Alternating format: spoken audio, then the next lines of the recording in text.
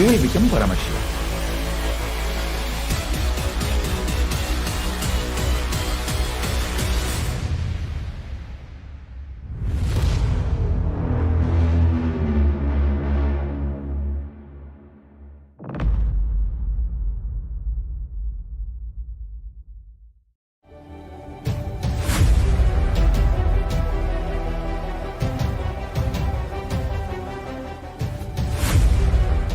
Nithyanandam Paramasukadam Kevalam Jnanamurtam Dvandvatitam Gagana Sadrisham Tattvamasyadiraksham Ekam Nityam Vimalamachalam Sarvadi Sakshi Bhutam Bhavaditam Trigunarahitam Sadguruntam Namami. Nithyanandam, I welcome all the participants joining with us in the social media platforms and in two-way video conferencing from more than 150 countries with this amazing Kailasa's Bhava Samadhi Darshan program. And today it's going to be Gajasamhara Murthy.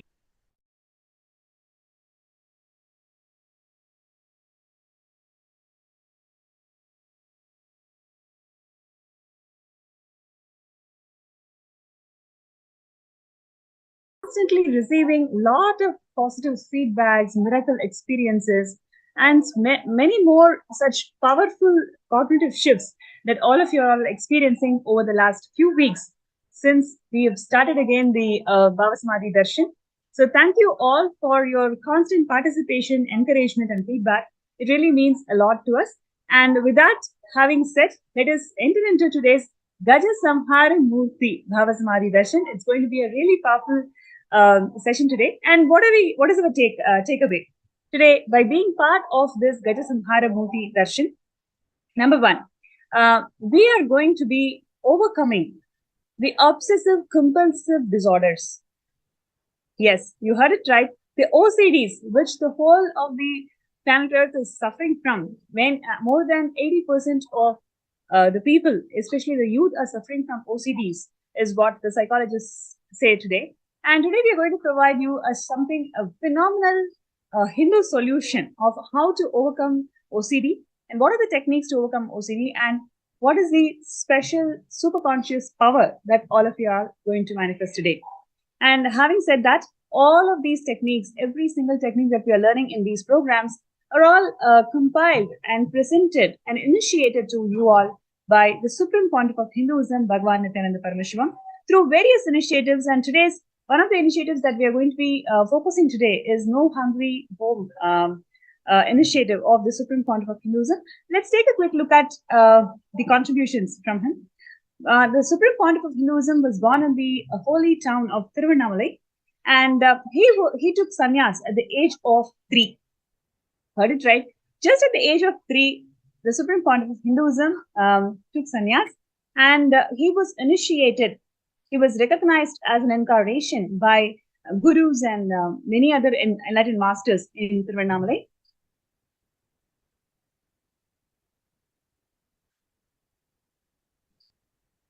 Coronations of SPH through the years. You can see here more than 21 kingdoms. The Supreme Pontiff of Hinduism has been coronated as either the incumbent emperor or the Guru Mahasannidhanam. And he was elected as the Supreme Pontiff of Hinduism in a congregation where 1,000 plus Hindu seers and pontiffs were present.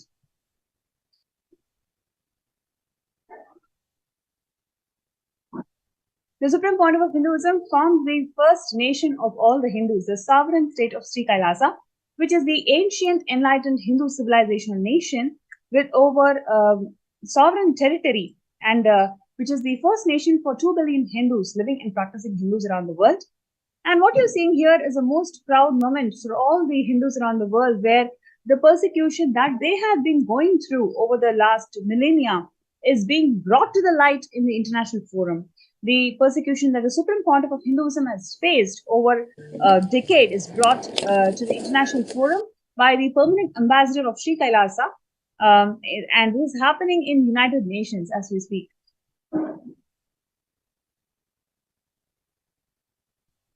Comisión en persona. Madam Chairperson, esteemed delegates and colleagues, I represent Kailasa Nation led by Supreme Pontiff of Hinduism, Sri Nithyananda Paramashivam, which speaks on behalf of 2 billion Hindus around the world who do not have a voice representing them in these international forums. I want to specifically bring to light the attack on minority Hindu traditions. Hinduism, as people know, is not a single monolithic religion, but it's made up of thousands of unique Enlightenment ecosystems, which are called sampradayas. In recent times, many Hindu gurus, Hindu minority traditions, and temples have come under attack by majority ideologies, and a large number of traditions have virtually disappeared. There has been no recognition of the attacks by international human rights groups, as in these cases it is difficult for outsiders to distinguish the attackers from the attacked. For the past 10 years, the Kailasa Nation and SPH Sri Nithyananda Paramashivam have been attacked and silenced in India as a religious minority, as a linguistic minority, and because extremist elements are opposed to Kailasa's stance when it comes to the rights of women, including marginalized Dalit women and the rights of members of the LGBTQ and transgender communities. In 2019, Kailasa approached the OHCHR presenting the case of persecution, and when this document reached the Indian media, a very well-funded defamation campaign was started by news sources which were supportive of the Union government, alleging treason and sedition on part of the Kailasa Nation. A number of false cases were subsequently registered against Kailasa leaders, and one of our university campuses for women in the state of Gujarat was razed to the ground in a matter of days by mobs along with the local government. Kailasa has since submitted a number of reports on the persecution to various forums available within the UN, but not much action has been taken. In June 2021, Kailasa made a submission on the attacks of ASMT women in the session by the UN Committee on Elimination of Discrimination Against Women on the Rights of Indigenous Women, and further submitted reports how to end femicide and on gender justice. Later in September, Kailasa's report on media disinformation in India, which is a big problem, was accepted by the Special Rapporteur for the right to freedom of opinion and expression.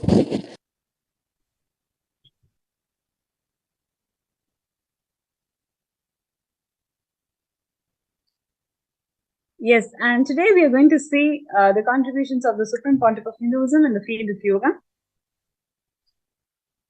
Yes, what you're seeing here is a small compilation of 1008th incarnation of Paramashiva. The Supreme Pontiff of Hinduism has compiled the Shashtanga Yoga directly from the source scriptures of yoga and Vedas and Agamas. The Supreme Pontiff of Hinduism has compiled the Yoga Paddhatis, and he's organized several global initiatives, programs, training centers, training programs, etc., to spread the science of yoga to one and all from its original context, that yoga is a means to attain the enlightenment. And one of the significant contributions of the Supreme Pontiff of Hinduism in the field of yoga is the Nitya Kriyas, which is a combination of various techniques within the yoga to heal 100 plus disorders and diseases.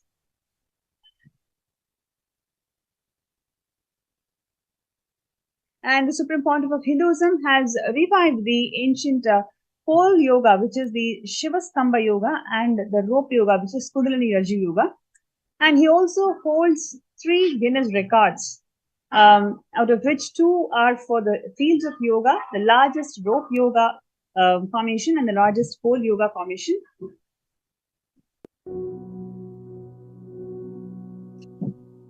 And what you're going to see here is a beautiful testimonial from one of the garland maker at the Karthigai Mandapam, who has witnessed the Supreme Pontiff of Hinduism demonstrating the yogic powers right at the age of 12. Let's take a look at it. Krittika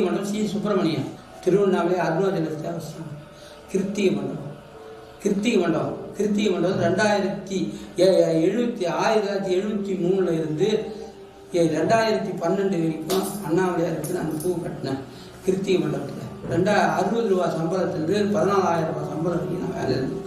நான் retirement ஆகிட்டேன். Retirement ஆன பிற்பாடு அந்த எங்கள் பையன் பூ கட்டுறான் அண்ணாமலையாருக்கு.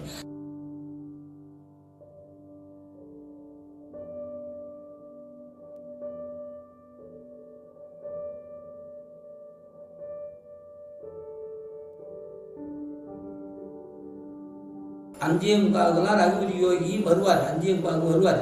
அந்த இடத்த வந்து பெருக்கி தண்ணி முன்னாந்து தெளிப்பார். தண்ணி முன்னாந்து தெளித்து அந்த மண்டபத்தெல்லாம் தண்ணி தெளிச்சுட்டு லேசாக பெருக்கிட்டு வாசப்படி தண்ணி தெளிப்பார். தெளிச்சுட்டு பெருக்கிட்டு உட்காருவார். உட்காந்து பிற்பாடு இவங்கெல்லாம் வருவாங்க. இவங்கெல்லாம் வந்த பிற்பாடு யோகாசனம் கற்றுக் கொடுப்பாரு. கற்றுக் கொடுத்தாருன்னா சுவாமி நித்யானந்த சுவாமி அண்ணன் சிந்தியில் அண்ணாண்ட வந்து அவங்க கூட ஒரு சம்பத்து. அது பிற்பாடு வந்து மிச்ச பேர் வளைகாத்திலிருந்து நாராயணசாமி, அண்ணாண்ட ஆறுமுகம், அண்ணாண்ட முனுசாமி, அண்ணாண்ட கண்ணு, அவங்கெல்லாம் ஒரு 10 பேர் வருவாங்க. அந்த இவர் பேர் அந்த அரிசிமண்டிக்காரு பையன் 2 பேர் வருவாங்க. பேர் நல்ல பேர் ரைஸ் மில்கார் ஓனர் பசங்க 2 பேர் வருவாங்க. ஷண்முகன்றவர் வருவார். வளைகாலத்திலிருந்து ஷண்முகன்றவர் அவங்க தாத்தா கூட ராஜமௌலியார் கூட பார்ட்னராக கஷ்டப்பட்டாந்தவர். அவர் சண்முகம் வளைகாலத்திலிருந்து சண்முகம் நித்தியமே இருப்பார். சண்முகம் சாமி வந்து நித்யானந்த சாமி வந்து குரங்கு மாதிரி ஏறுவார். தூணில் கீழ் மேல் தான் ஏறுவார். மேலே கீழே ஏறி அது கத்துவார். இது மாதிரி சத்தம் போடுவார். ஊழம் விடுவார். ரகுபதி யோகி கற்றுக் கொடுப்பார். இப்படி போ அப்படி போன்னு உதுன்னுவார். ரகுபதி யோகி அந்த சுவாமி சுப்பிரமணியர் உட்கார மேடையில் இப்படி அந்த ரகத்தில் மாதிரி ஒரு 4 வருடம் அப்படி தூக்குவார். இப்படி உட்கார்வார். சப்பலாமல் போட்டு உட்காந்து அப்படி தூக்குவார். ஜம்ப் பண்ணி தூக்குற மாதிரி அந்த ரகத்தில் ஏறி அந்த ரகத்தில் உட்காந்து 4 நிமிஷம் 3 நிமிஷம் அப்படியே அழுக்கா இருப்பார். அவர் யோகாசனம் கற்றுதான் அப்படி ரகுபதி யோகத்து இருந்தார். அந்த மண்டபத்தில் மேடை சுப்பிரமணியர் மேடையில் தான் உட்காந்து கற்றுக்கிட்டு நான் பார்த்துருக்கேன்.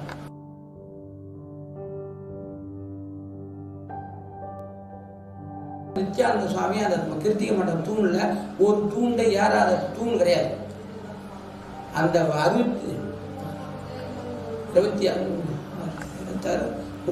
தூண், அந்த தூண்ல ஏறாத தூண் கிடையாது. 4 தூண் தான் அந்த பக்கம் ஏற முடியாது. 4 சிறு வச்சுல இது பூராமே ஏறுவார். பயிற்சி பண்ணுவார். தலை கீழ் இப்படி கீழ்ந்து மேல்தான் ஏறுவார். இப்படி கொம்பு பார்த்த அந்த பொம்மைகளை பிடிச்சிட்டு ஏறுவார். பொம்மையில பிடிச்சி ஏறி நான் பார்த்துருக்கேன். சுற்றி பூஞ்செடி இருக்கும். அதுக்கு வந்து துளசி செடி இருக்கும்.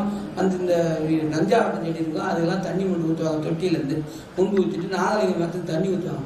நாகலிங்க மரத்தில் இருந்து புஷ்பத்தை எடுத்து முருகருக்கு வைப்பாங்க.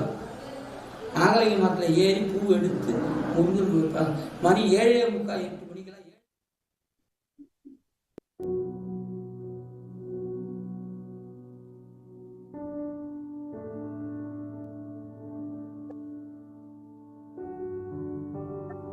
மணி 7:45 8 மணிக்கெல்லாம் 7:45க்கெல்லாம் 8 ஆகாட்டி பள்ளிக்கூடம் கன்னியாகுமரி போய் பள்ளிக்கூடத்துக்கு வீட்டுக்கு போய் அப்புறம் பள்ளிக்கூடம் போயிடுவாங்க.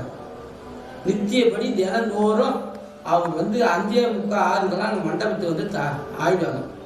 மண்டபத்தை வந்து தாக்கலாடாத நாளே கிடையாது. ஒரு நாளில் பேரா மழை பெஞ்சாலும் அவங்க வருவாங்க. வராத நாள் இல்லை. என்ன மழை பெஞ்சாலும் அவங்க வருவாங்க. அந்த யோகாசனம் வந்து சுவாமியை பார்க்கும்போது பார்த்தா அண்ணாமலையார் உள்ள பார்த்த மாதிரி தான் அவருக்கு தெரியும். அதில் ஒன்றும் சந்தேகம் கிடையாது. சுவாமிக்கு ஒரு வடாதிபதி விரதம் 4வது திருவண்ணாமலையில் வந்து முதல் சேஷாத்ரி, 2வது ரமண மகரிஷி, 3வது வந்து விசிறி சாமி, 4வது வந்து நித்யானந்த சாமி. நான் சின்ன வயசுலேருந்து வண்டி விட மாட்டேன், சைக்கிள் விட மாட்டேன். அண்ணாமலையார் கோயிலுக்கு நான் நடந்து தான் போவேன், நடந்து தான் வருவேன். அவங்க பாட்டி வந்து நல்ல நித்யானந்த சுவாமிக்கு அவங்க அம்மாவுக்கு அவங்க அப்பா ராஜமௌலியார் சம்சாரம் அவங்க அம்மா தெரியும், அவங்க மாமியாரும் தெரியும். அதே மாதிரி அனுசூயா ஆனகட்டி தெரியல ரப்பர் சாமி அண்ணாமலை மொழியார் ஆனகட்டி தெரியல அண்ணாமலை மொழியார் அனுசூயா குடும்பமும் நல்ல பழக்கம். 2 வீடுமே எனக்கு வந்து சின்ன பிள்ளைலேருந்து எனக்கு பழக்கம். 8 வயசுலேருந்து 2 வீடுமே எனக்கு பழக்கம். இவங்க அவங்க இல்லை. அப்புறம் தான் மண்டபத்துக்கு வருது. சின்ன பிள்ளைங்களான பழக்கம் தான் எனக்கு உங்க மண்டபத்துக்கு வந்தால் நம்ம ராஜமௌலியார் பேர அனுசூயம்மா பேரன்னு தெரிஞ்சு Nithyananda.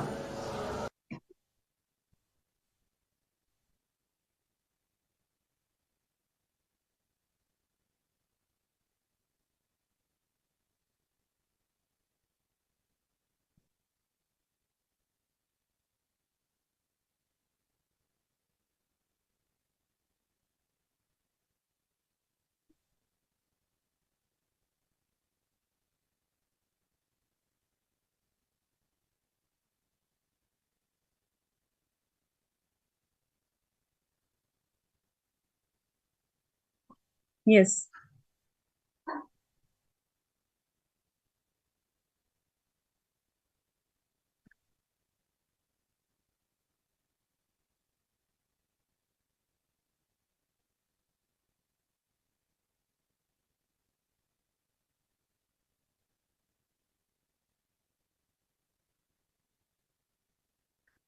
Yes, that was a fantastic video where we can see various dimensions of the Supreme Pontiff of Hinduism, right from climbing every single pillar in the Kritika Mandapam, not missing yoga or the yogic practices even for a single day, despite any rain or shine. He will always be there, and not walking, and I mean not driving any vehicle around the hill, ensuring that the sacredness of the hill is always maintained. And he was also beautifully sharing how the Supreme Pontiff of Hinduism is on the lines of enlightened masters, with right from Sheshadri Swamigal, Ramana Maharishi, then Visiri Swamigal, then comes Swamiji, our own Swamiji. Such a beautiful testimonial, and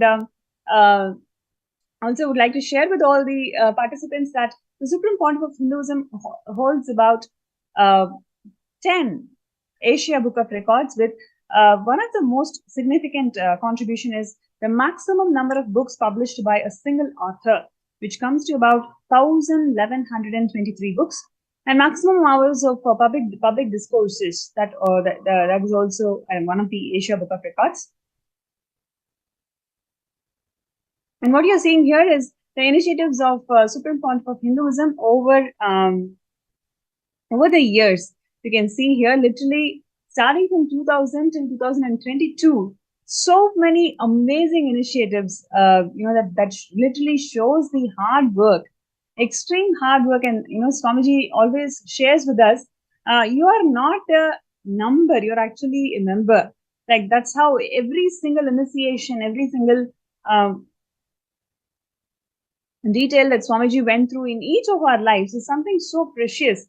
I'm sure every one of you always feels that Swamiji is talking to you personally. It is because of that exclusive touch that Swamiji gives, whether it is in the form of answering your questions, giving energy darshans, whatever practices and techniques that he brought to the world, everything was made very, very exclusive. And at the same time, ensuring that each and every individual is experiencing the benefits of Hinduism, and ensuring that we always give the credit back to Sanatana Hindu Dharma, and revering him as none other than the Paramavatara of Paramashiva, who has come down just to revive this ancient enlightened civilization, Kailasa. And one of the significant initiatives of Kailasa is Sarvanya Pita.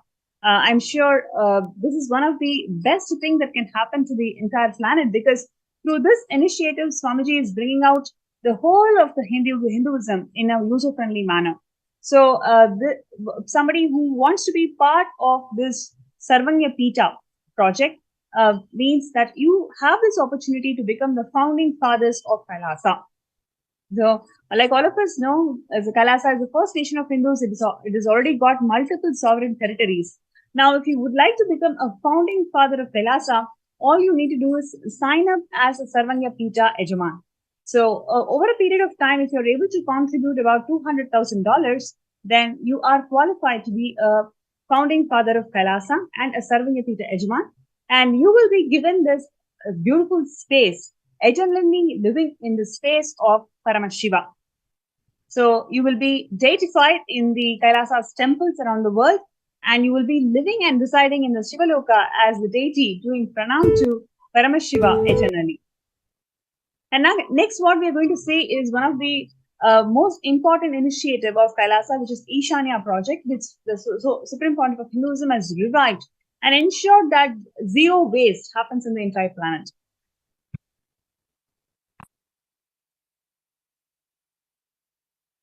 Humanity has reached a level, we have evolved enough technology to provide food, clothes, shelter, medical care, all the fundamental basic needs for all 8 billion people. One side the homes foreclosure and the homes are just locked without people. The other side, millions are in the platforms, homeless. One side, tons of food is getting wasted and getting destroyed to maintain the price. The other side, millions dying without food. Millions of clothes used only once is dumped into ocean because people don't know what to do with it. have decided Kailasa is going to pick up a project. I call that project as Ishanya. Collecting these things which is getting dumped and wasted, which is in turn becoming hazard for the nature, and distributing it to the place and countries, people for whom it's a great boon. In this Chaturmasya alone, we will be able to bring 1 crore people out of poverty.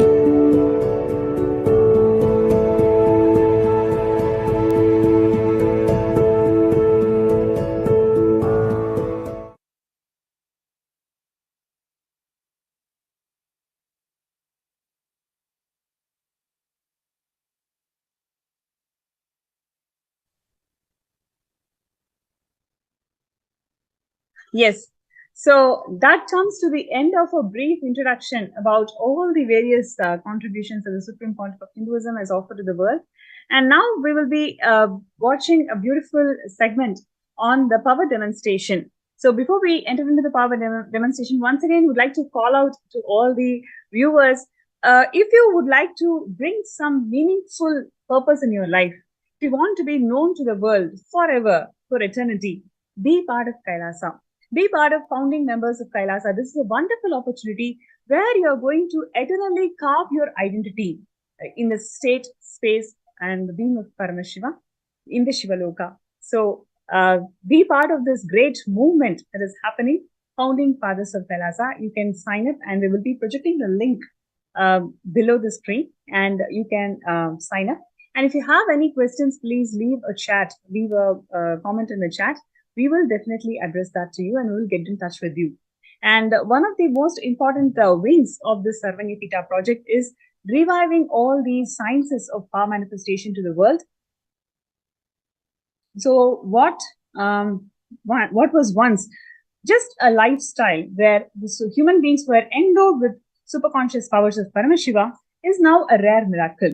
The Supreme Pontiff of Hinduism has made this entire wing, which is entire lifestyle of human beings in those era, as a science where each and every one of you can start expressing and demonstrating the superconscious powers of Paramashiva.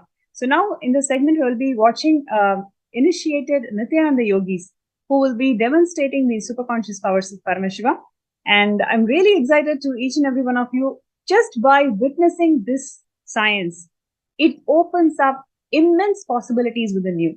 Please understand, when you watch, when you witness, there is something beyond what you can perceive in your two eyes that just blows away all the impossibilities that we are carrying for years and years. So get ready, let's get ready to watch this segment on superconscious powers of Paramashiva.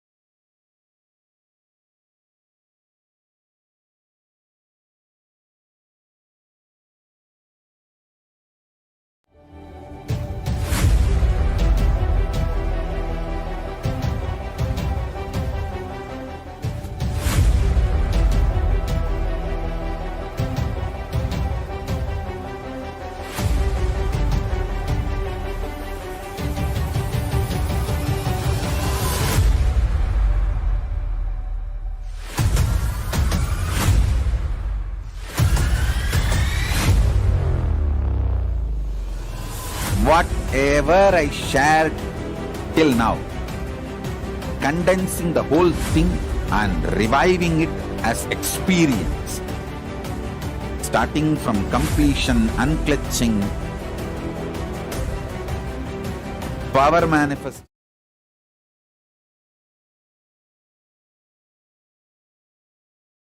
Yes, Nithyanandam, let's now enter into the next segment of today's webinar, which is the Power Manifestation segment. We, the Balasans of the Nithyananda Gurukul, are honored and excited to have all of the participants of the webinar live here today with us. My name is Murthy, and along with me, I have Manitya Bridjananda. and we are going to be your hosts in this segment today. So before we enter or jump into the direct demonstration of these extraordinary Shaktis, let us have a small understanding about this science of power manifestation. In the Vedagamas, the source scriptures of Hinduism, Paramashiva reveals in elaborate detail that every human being is hardwired to be able to manifest the 463 plus extraordinary powers of Paramashiva. Manifesting Shaktis, manifesting these powers, is described as a system, a method, and a science for human beings to be able to explore the various states of consciousness. Manifesting these Shaktis are manifested from the fundamental cognition that you are the divine and that you need to manifest the divine, not from the cognition that you are a man and that you need to reach the divine. So let us now understand what is the difference between Shaktis and Siddhis. Yes. So Shaktis express from the space of enlightenment. As a side effect, you establish a strong feeling connection with the Guru. And Shaktis are the source of enlightenment, whereas Siddhis are the powers that manifest from tapas or penance for enlightenment, and Siddhis are the path of enlightenment. Whereas Shaktis manifest to ordinary human being in extraordinary way just by one initiation from the avatar, and Shaktis are permanent. Whereas Siddhis are not permanent and may divert you from enlightenment itself. So how the science has been authenticated? How our powers have been authenticated? Let us learn about it. Yes. So this science of power manifestation is authenticated through 4 aspects of evidences, also known as pramanas. The first is the Shastra Pramana, which is the scriptural reference from our source scriptures. The next is the Apta Pramana, which is the experiences and results of our Aptas, the authorities of Hinduism, the Vedic rishis and scientists who have time-tested and verified this science. The third is the Atma Pramana, which is the experience of none other than the Supreme Court of Hinduism, our beloved Swamiji. And the last is the Pratyaksha Pramana, which is the empirical evidence from observation and scientific experimentation. So let us now learn who is the source of all of these Shaktis and how did these Shaktis come to play. Paramashiva is the primary divinity in force, who is the ultimate duality and causes, who is self-effulgent Swayam Prakasha, who is all-pervading, unchanging beyond time, space, form, and causality. As a fundamental base of Avyakta, the unmanifest existence, and Vyakta, the manifest existence, he performs the Pancha Kritya, the 5 cosmic acts of first, the Srishti, the creation. Second, Sthiti, sovereign rulership for maintenance. Third, Samhara, rejuvenation. Fourth, Prabhava, pulling out of delusion.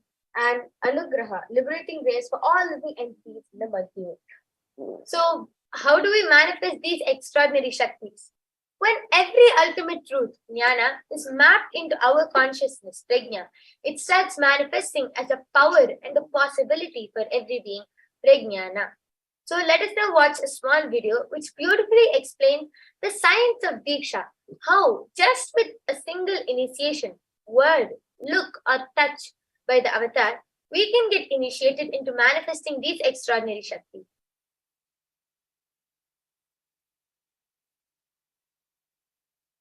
Diksha is the direct transfer of spiritual energy by an enlightened being through look, word, or touch.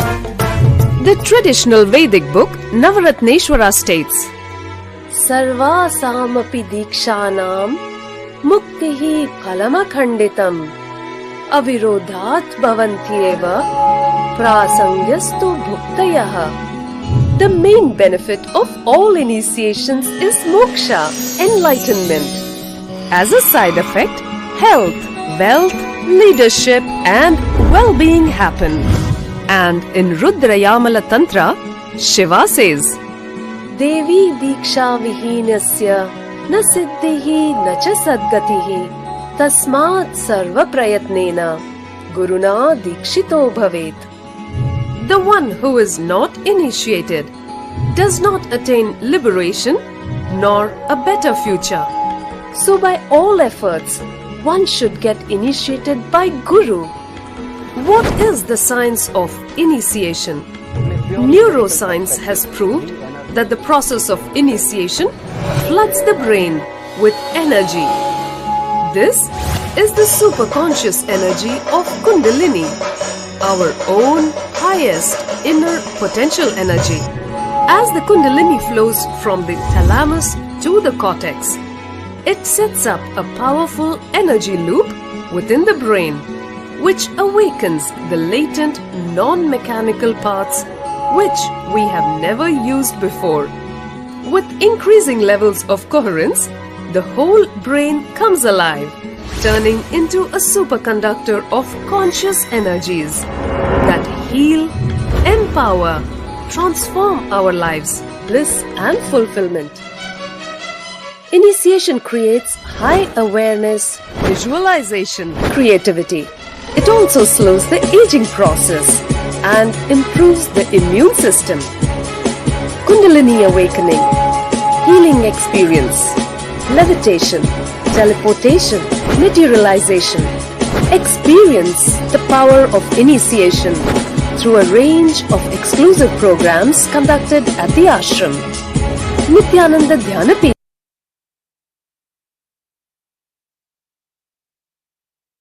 Yes. Let us now get ready to witness a very unique and exciting demonstration of the power of third eye. Before that, let us chant the Shastra Pramana for the power of third eye, which comes from the Vijnana Bhairava Tantra, Sutra 34. Kapalantar manonyasa Tishkanmilita lochanaha Kramena manasodaryat Lakshaye lakshyamuttamam.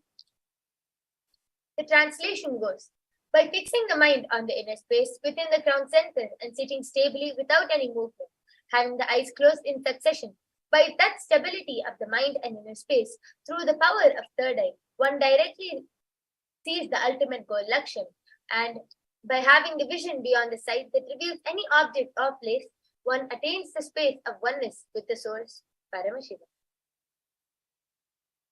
Next is the Apta Pramana, but this Apta Pramana is taken from the chapter 11, verse 8 of the Srimad Bhagavad Gita, where Bhagavan Shri Krishna beautifully says to Arjuna, Natu mam shakyase drashtum anenaiva svachakshusha divyam dadami te chakshuhu pashyame yogamaishwaram. The translation goes, but you cannot see my cosmic form with these physical eyes of yours. Therefore, I grant you divine third eye vision. Behold my cosmic opulence. In the Bhagavad Gita, Bhagavan Shri Krishna initiates Arjuna the power of third eye to behold Shri Krishna's Vishwarupa Darshan, which is the vision of the cosmic form of Bhagavan Shri Krishna. In the 11th chapter of Bhagavad Gita, which contains a detailed description of Bhagavan Shri Krishna's cosmic form, is completely narrated by Arjuna as it is Sri Krishna through his tongue. Yes. The next is the Atma Pramana, which is the experience of the Supreme God. Outside. In Swamiji's own words, the first experience is that I was able to see everything around me, above me, the whole 360-degree vision, the 10 directions below me, everything. I realized not only I was able to see, I was able to feel and experience all of that with me. And next is the Pratyaksha Pramana, the scientific experimentation done on this time.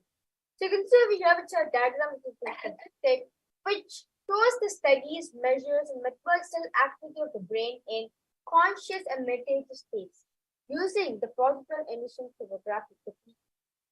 So when doing daily activities, high activity, especially in the brain where the third eye is located, and when in deep state of Samadhi, only the third eye region is active and almost 90% of the brain is active.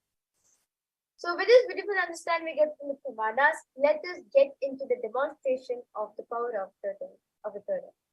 So without any further delay, let us jump into the demonstration of the power of third eye. So along with me, I have the surgical eye patches. As all of you can see, these are tested by the ophthalmologist and completely proven that no light can enter once it is placed on the manifested eye, because it will completely stick around her eyes and there will be no space for light to enter. So I'm now going to be placing these eye patches on Mahaviridya's eyes, and then we will jump into the manifestation.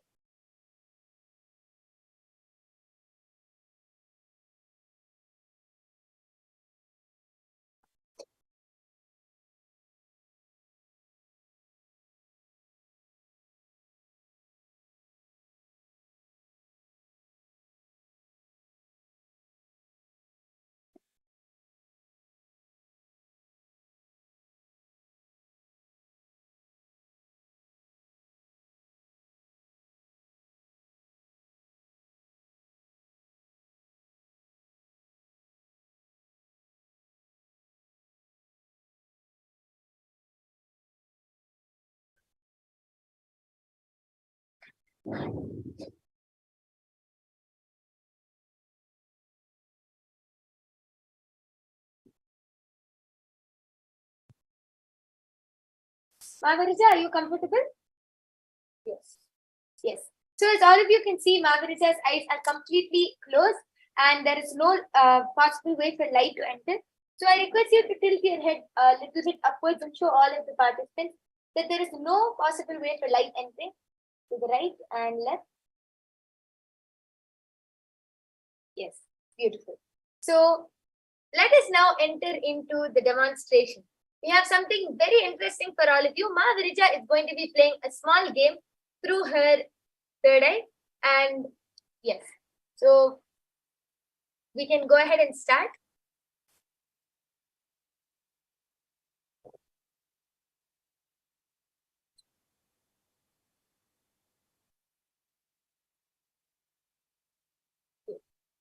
So the first question is, where is the continent named Africa?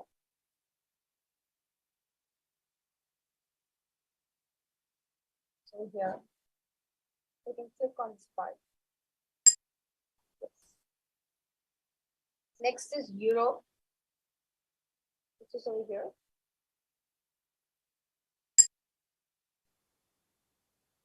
Next is North America, which is there.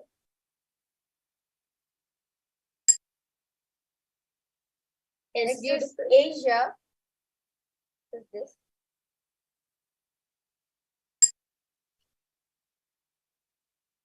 Next is South America.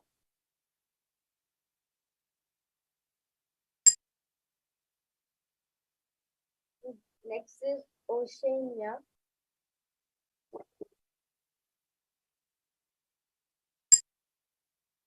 And next is Antarctica. Yes, beautiful. That is amazing, Margarita. So let's move on to the next game now. And meanwhile, I request all of the participants who are watching, please go ahead and start posting your comments. How do you feel about this extraordinary Shakti? And as all of you can see, Margarita's third eye is not just limited to her being able to see in front. She is able to see from different viewpoints. As you can see, she sometimes tilts her head to the right or left. As you can see, there are different viewpoints. So the third eye is not just limited to seeing only from the front. The third eye can see the whole 360-degree vision, just as all of us heard in the beautiful Atma Pramana, where Swamiji himself described, saying that he was able to see the whole 360-degree vision, the 10 directions above him, below him, everything. So the same thing is being experienced by all of the initiated disciples. Their third eye is not just limited to one power or to one vision point. For Margarita, she might feel comfortable in different viewpoints, and various other manifestors will be able to see from above their head or from behind, and can even manifest different powers, like the power of remote vision, the power of body scanning, the power of consciousness of the matter. That is the beauty of the third eye. It's not just limited to one power or one direction. So I request all of the participants, go ahead and start posting in the chat section. How do you feel about witnessing this extraordinary Shakti? And if any of you would like to post any comments which you want Margarita to read, you can also go ahead and post it in the chat section. And Margarita will be reading out your comments live. Yes. So let's move on to the next game.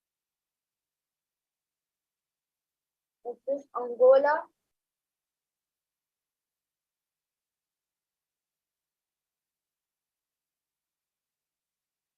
I request you to click on third option, Rwanda. Next is Austria.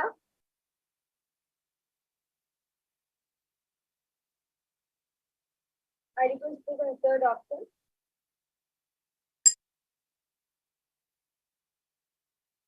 Next is Indonesia. I request you to click on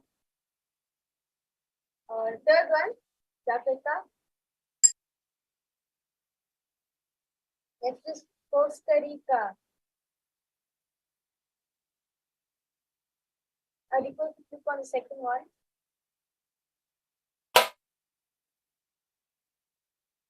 And next is Equatorial Guinea. I request you to click on the first one.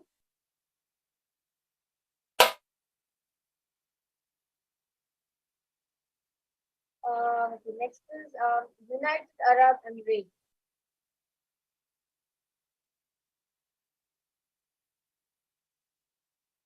I request you to click on Abu Dhabi.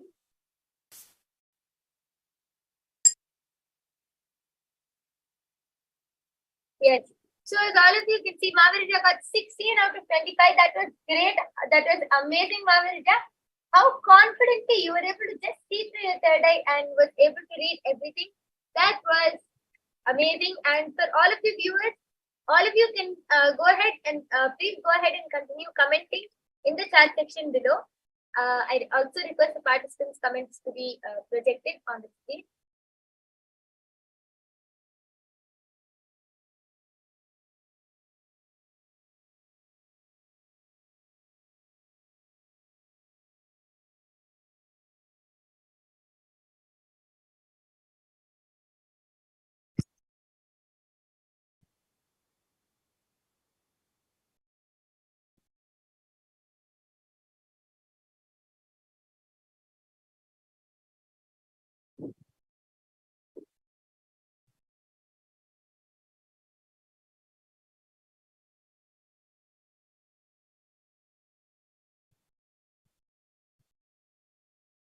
So meanwhile, Mavarija, why don't you go ahead and share with all of the viewers?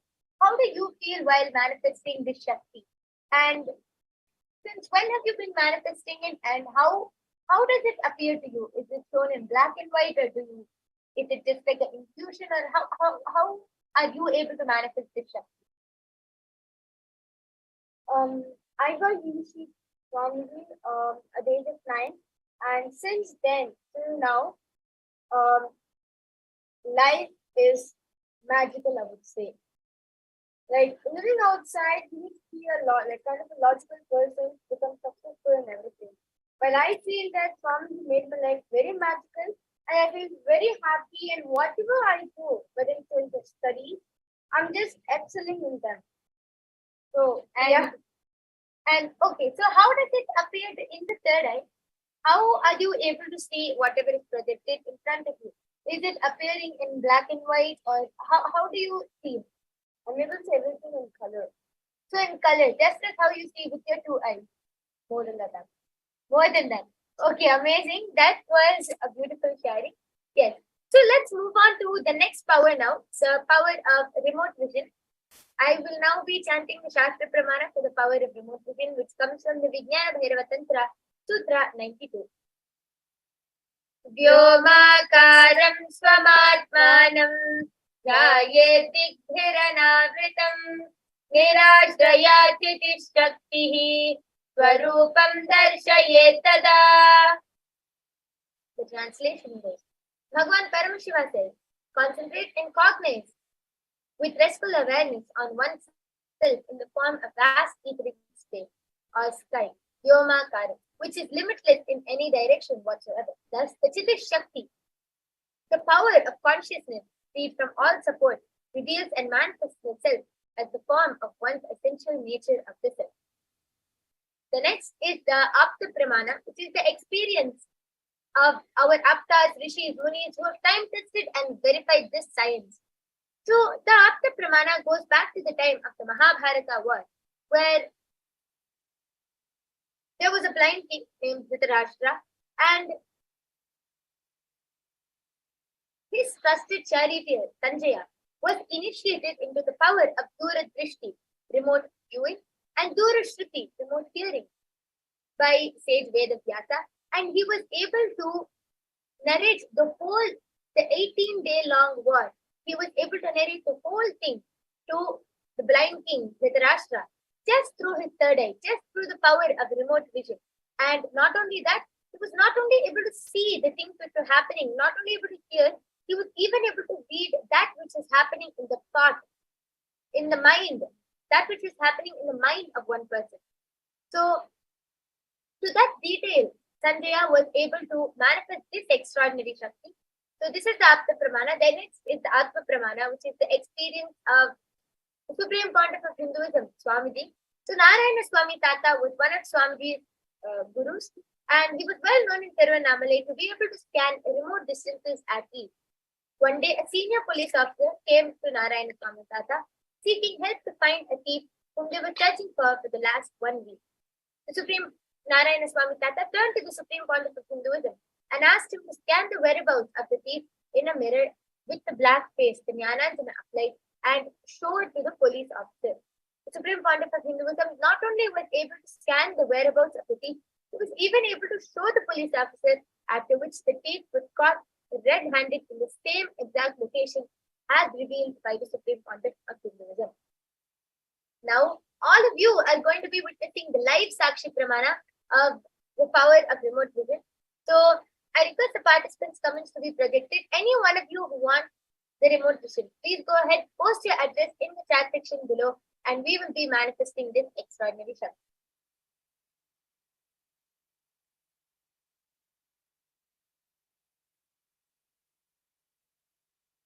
Yes.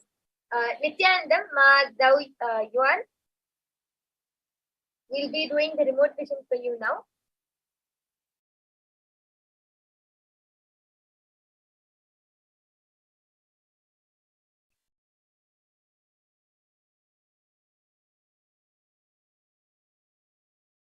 I request if you could just post the address of your place, then we'll be able to do the scanning.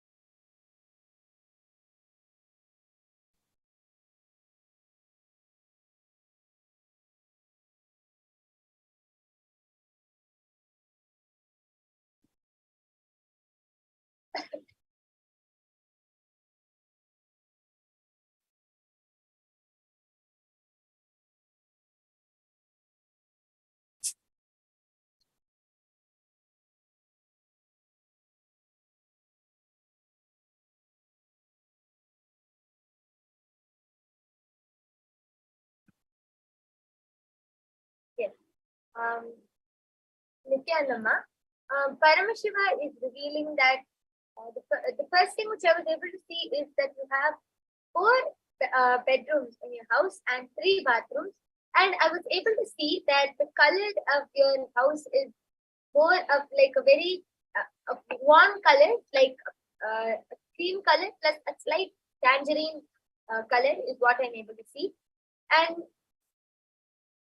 after that, it's like once you enter inside the house, there's a small narrow pathway.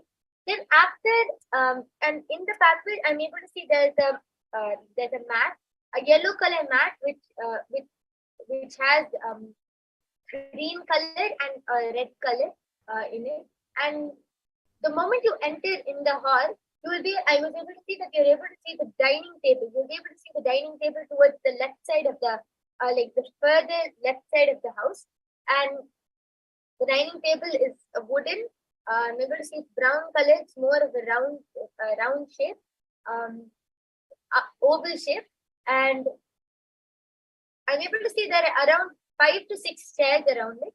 And the chair is also completely wooden, and there's a cloth on the dining table, which is a very dull yellow color. It's like a peachish kind of color. And next to the dining table, towards the wall, I'm able to see a sofa, and in front of the sofa, in fact, I'm able to see like a long table with it's like a glass table. The top part is glass, and underneath the glass, there's like a lot of newspapers and books I'm able to see. And towards the other side of the dining table, there's nothing. There's like a small door which leads to the balcony, and next to the balcony door, I'm able to see there is one door, and in the hall itself, I'm able to see there's it leads from the hall. You can enter 2 of the bedrooms, and the other 2 bedrooms, I'm able to see there's like a small pathway, and once you go inside that, then you'll be able to see 2 more of the rooms. And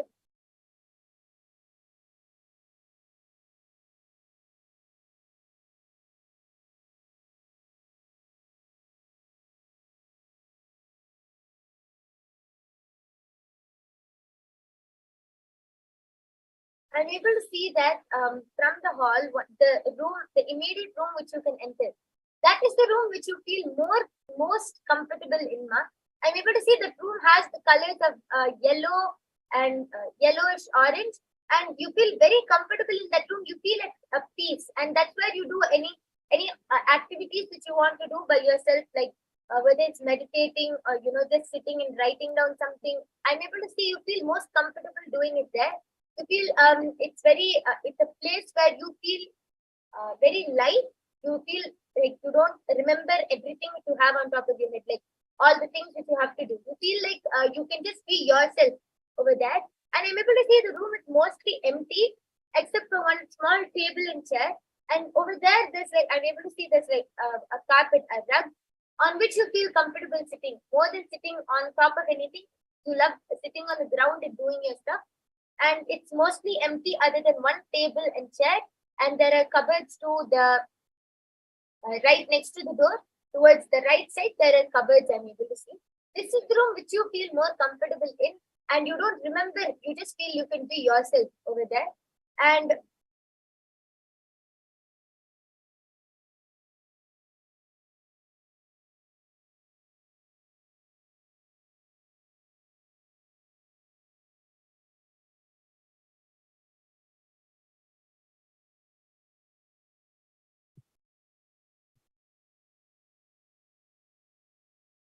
I'm also able to see in your bathroom and your kitchen, there's like these flowers which give a lot of good fragrance.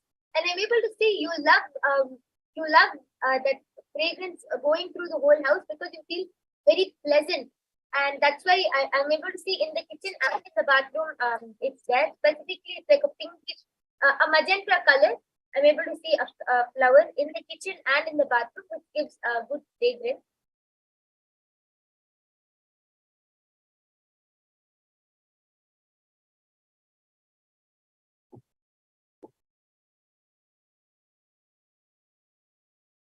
And I'm able to see recently you have started keeping like photos of deities or like of gods or Swamiji to one corner of the kitchen. And I'm able to see also next to the kitchen. It's like not like a prayer place or a prayer room, but you've started keeping pictures, and I'm able to see you feel very peaceful after that. You feel not only peaceful, you feel very calm and meditative. I'm able to see that's why you started adding those pictures, and I'm able to see this is something which you started recently only, and I'm specifically able to see a picture of small picture of Bhagwan and of Sri Venkateshwara.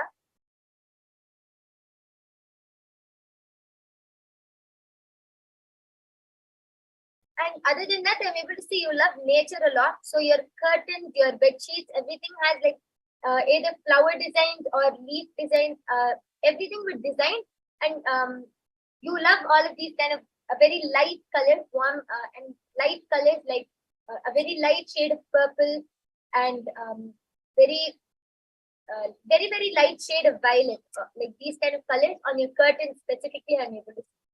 And this is what Paramashiva revealed. So I request you to please post in your chat, in the chat section, whether you are able to relate with what I shared.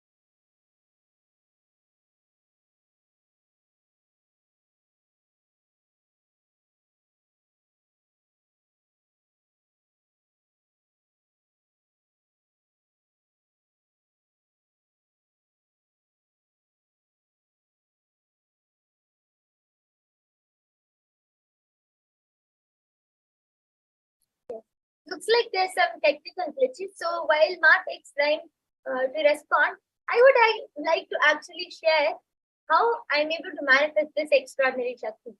So after I got initiated from Swamiji, when I first started manifesting the power of remote, all I'll do is close my eyes and ask Swamiji, can you show me this person's house or this place which they're asking me to start? And at first I was able to see simple things like the number of rooms, the number of bathrooms, simple things. And after that, as I started manifesting more and more, and I established more of the feeling connection with Swamiji, I started being able to feel like I'm walking through the house. So every time I do the scanning, I feel like I'm going through the person's house and seeing everything. And it when I'm manifesting, I've started seeing through lot of detail, like being able to see the design on the curtains, on the bed sheets, the colors of the house, the colors of the bed sheets, the material of the floors, the cabinet, everything. And it's as if like I'm just traveling to that place and going through the person's house. And this started happening once I started establishing more of a feeling connection with Swamiji. And I would really like to offer my gratitude to Swamiji just by initiating me into this power. It has become every time I do this, manifest this Shakti, I don't feel like I'm myself. I feel like, wow, I've gone to some other place and come back. It's like a complete, total different new experience. And I would really love to offer my gratitude to Swamiji for this beautiful experience and for initiating me into these extraordinary Shaktis. And all of you can also manifest these extraordinary Shaktis just with the initiation by the Supreme Pontiff of Hinduism. So now I'll be removing the iPads from Madhurija.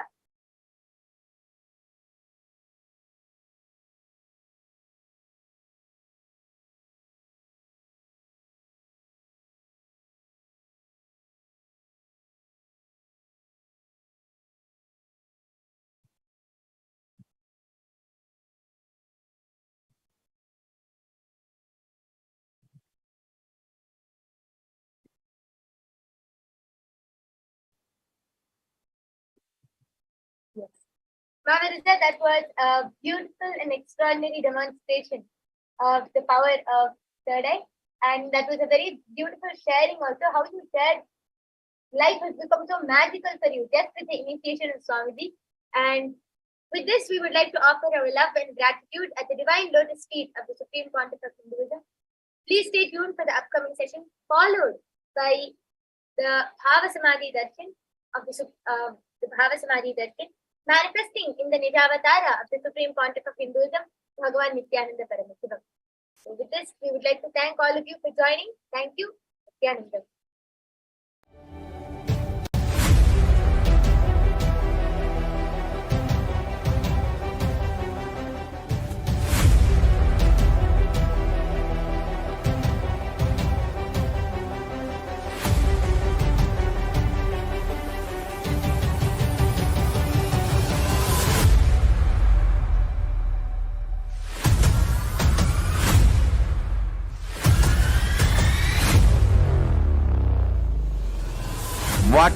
whatever I shared till now, condensing the whole thing and reviving it as experience, starting from completion, unclutching, power manifestation, the states of consciousness and the planes, multiple planes, everything.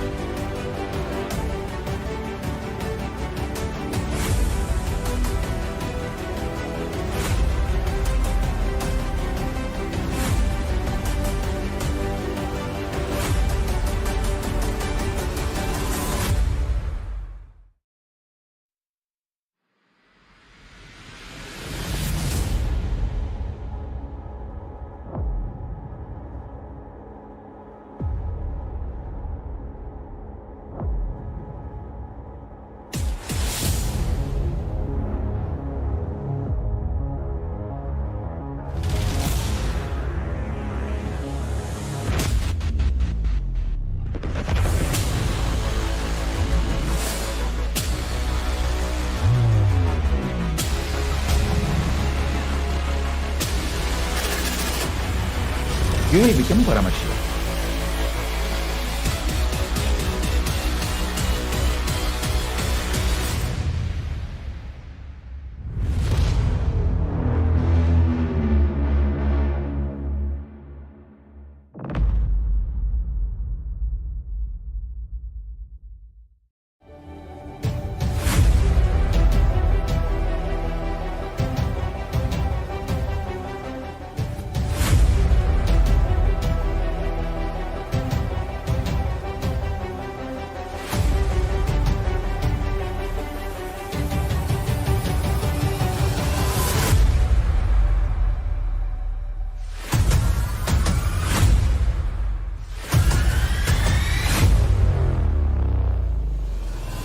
Whatever I shared till now, condensing the whole thing and reviving it as experience, starting from completion, unclutching, power manifestation, the states of consciousness and the planes, multiple planes, everything.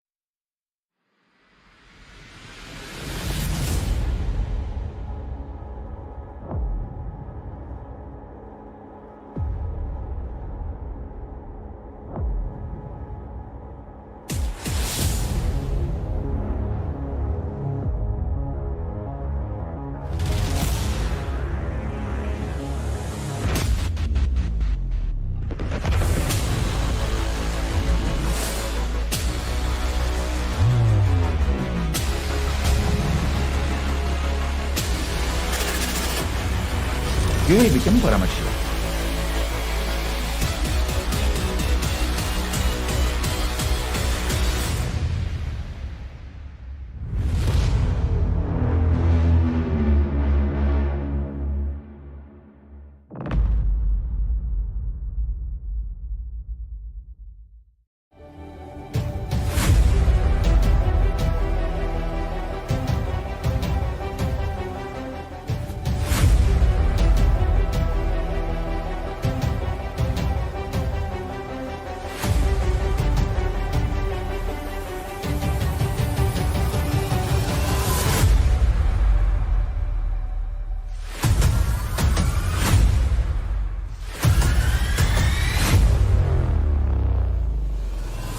Whatever I shared till now, condensing the whole thing and reviving it as experience, starting from completion, unclutching,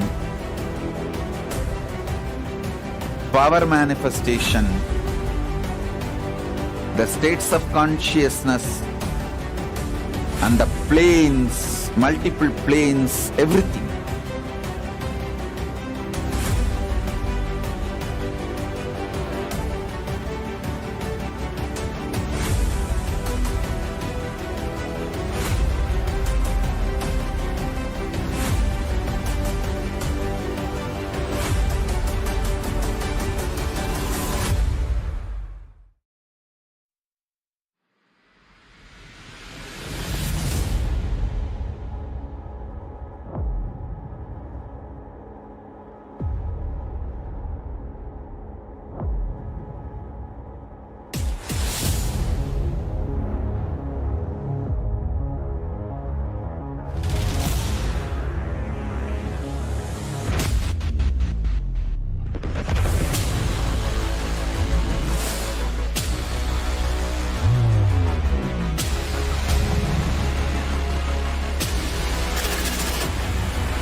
You will become Paramashiva.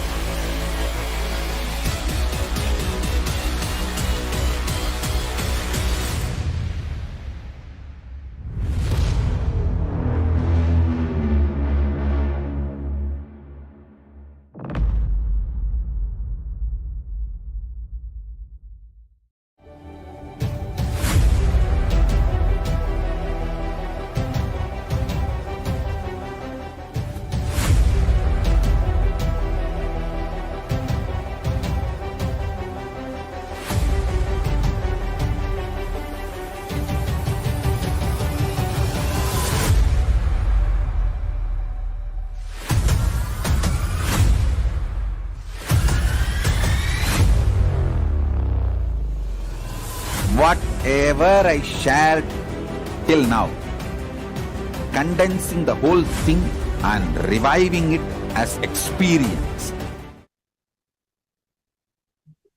Yes, I'm sure all the participants are having amazing time just experiencing these superconscious powers of Paramashiva. And in Maha Paramashivoham, each and every one of us are going to be empowered with these extraordinary possibilities of radiating the superconscious powers of Paramashiva. So, and today we are all going to be experiencing the Bhava Samadhi Darshan of Gajasamhara Murthy, one of the 64 manifestations of Paramashiva. And the powerful cognition that we are all going to manifest today is experiencing the bliss, it's completing all our OCDs, obsessive compulsive disorders that we experience in our lives, how to overcome them and how we can make that problem redundant in our lives and manifest the superconscious states of Paramashiva.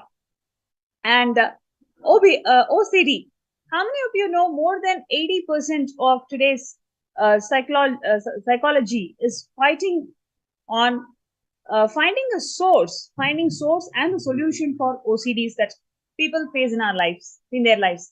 Now, in this next segment, Swamiji is beautifully revealing what is the source of OCD, how does OCD forms, and what is the way out? What are the different techniques that Hinduism has provided to overcome OCDs? So with this, let us enter into the segment.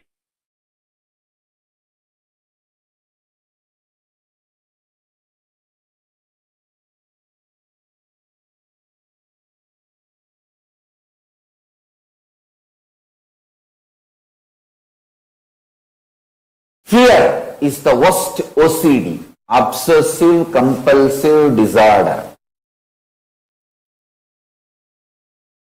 The worst OCD with which you are suffering is fear. You can just like that make all fears irrelevant in your life if you understand this few basic cosmic principle. See, the stuff out of which all of us are made. Even if you intellectually grasp, one of the worst OCD all of us have is constantly getting into delusionary, illusionary very spicy fears and logically justifying those fears make us think for future and keep us safe. This is the most foolish delusion, I tell you. You having fear is one layer of sickness, OCD, obsessive compulsive disorder. You logically convincing all your fears are good for you, so you will be highly alert and your fears are going to make your life better. You are gone case, loose better. You have gone to the delusion layer. Fear convinces its existence in you is good for you is delusion. When you understand the stuff, material, fabric out of which you are made, fear will become irrelevant in your life. The OCD, obsessive compulsive disorder, fundamental OCD,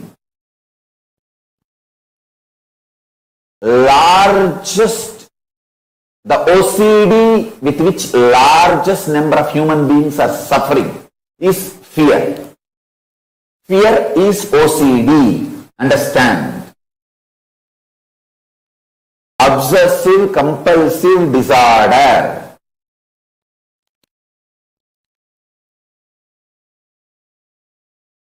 Even if you intellectually start analyzing the stuff, fabric out of which we are all made, fear will start becoming irrelevant to you. First thing, we are all made of a stuff called consciousness.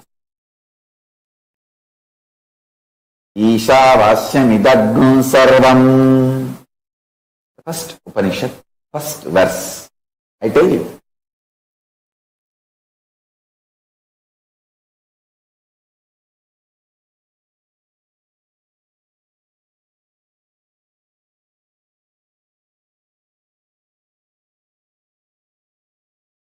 Memories in your muscle memory based on your habits patterns that can be called as muscle memory. Memories in your biomemory which forms your obsessive compulsive reactionary patterns. Your compulsory reactionary behavior which is deeper than your day-to-day habits. That is called biomemory. Now, let me repeat.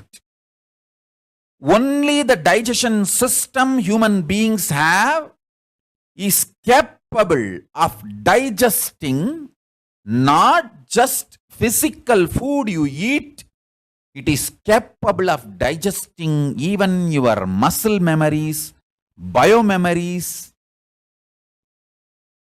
and the very karmas your consciousness, individual self carries when you enter this life.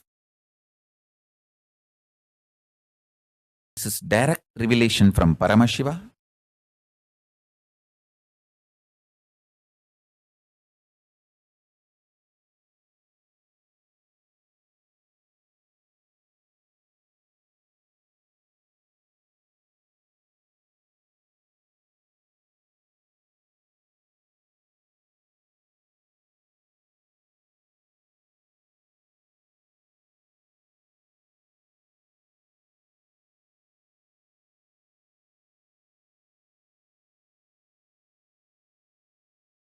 Liberating yourself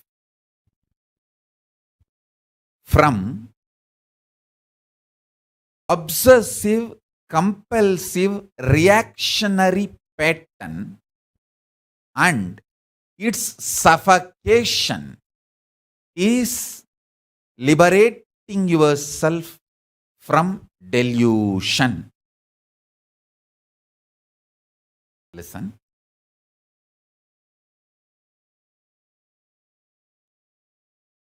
The greatest suffering is identifying yourself with your obsessive compulsive reaction and suffocation it brings in your life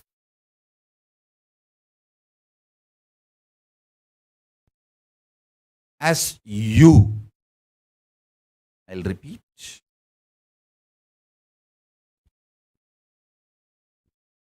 Obsessive compulsive reactionary pattern.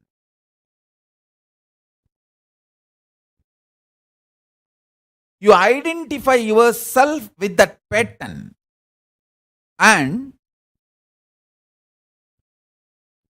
not only you identify yourself with that pattern, all the suffocation that pattern brings, you start blaming everyone other than you. That is, I tell you,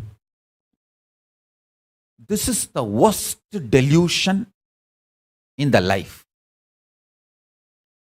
Even if you drink a cup of coffee, because of the obsessive compulsive reactionary pattern,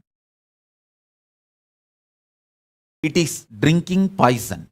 Because the coffee is going to strengthen this obsessive compulsory reactionary pattern. Obsessive compulsive reactionary pattern.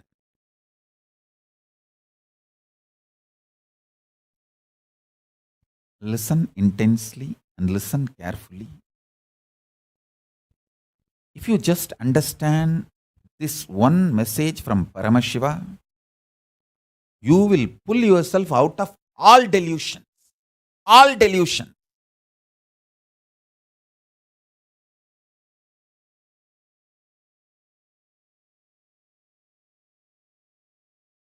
This obsessive, compulsive, reactionary pattern, you strongly feeling that pattern is you, and all the suffocation comes with that pattern, you start blaming everyone around you, saying that they are all suffocating me, instead of looking inside and solving it, attending to it. Listen carefully.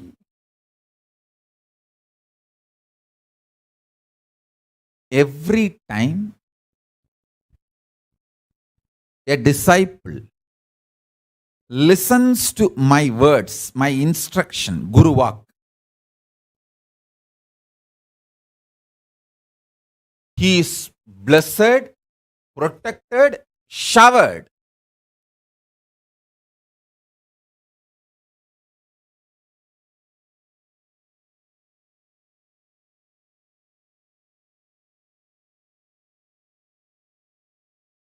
I have saved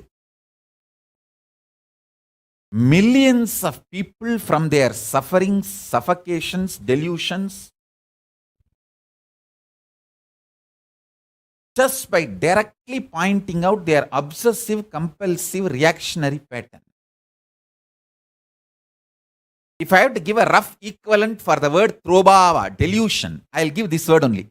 Obsessive, compulsory, reactionary pattern, associating, identifying yourself with that pattern, and suffocating yourself and blaming everyone. Oh, this person made me to believe this pattern. This person is suffocating me. This person put the pattern in me. This person is torturing me, you blame everyone around the world other than taking the responsibility and completing and getting out of it. And I have also seen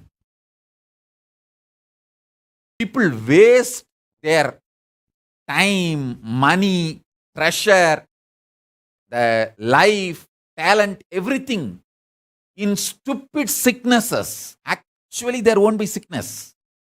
It is just obsessive, compulsive, reactionary pattern becomes so deep in their system.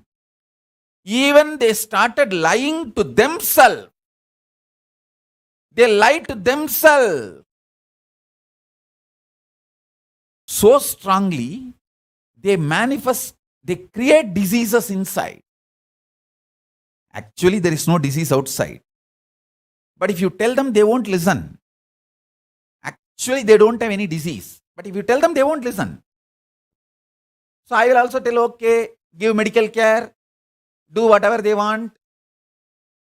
Only when they realize the Guru Vak, they will get out of the disease.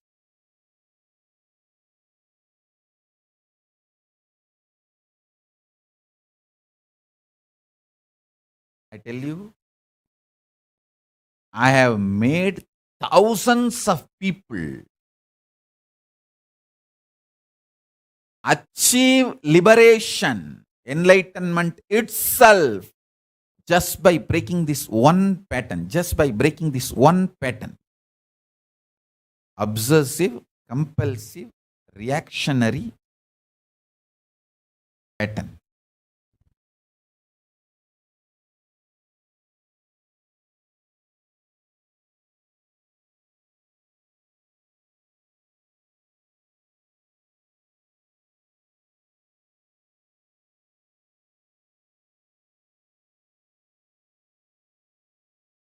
I am telling you the success stories of how breaking from your obsessive, compulsive, reactionary behavior liberates you,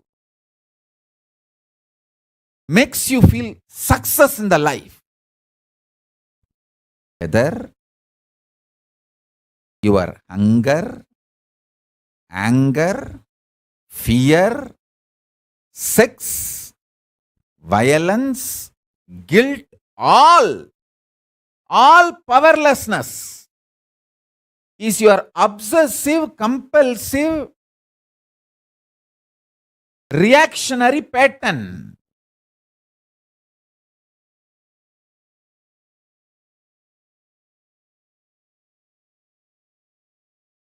Same way I can give you the other side.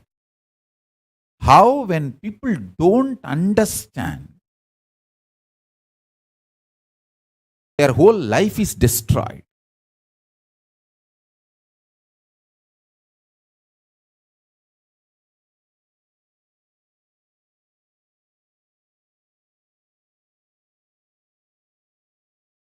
Before even you start developing the primal OCD, obsessive compulsive disorder, understand?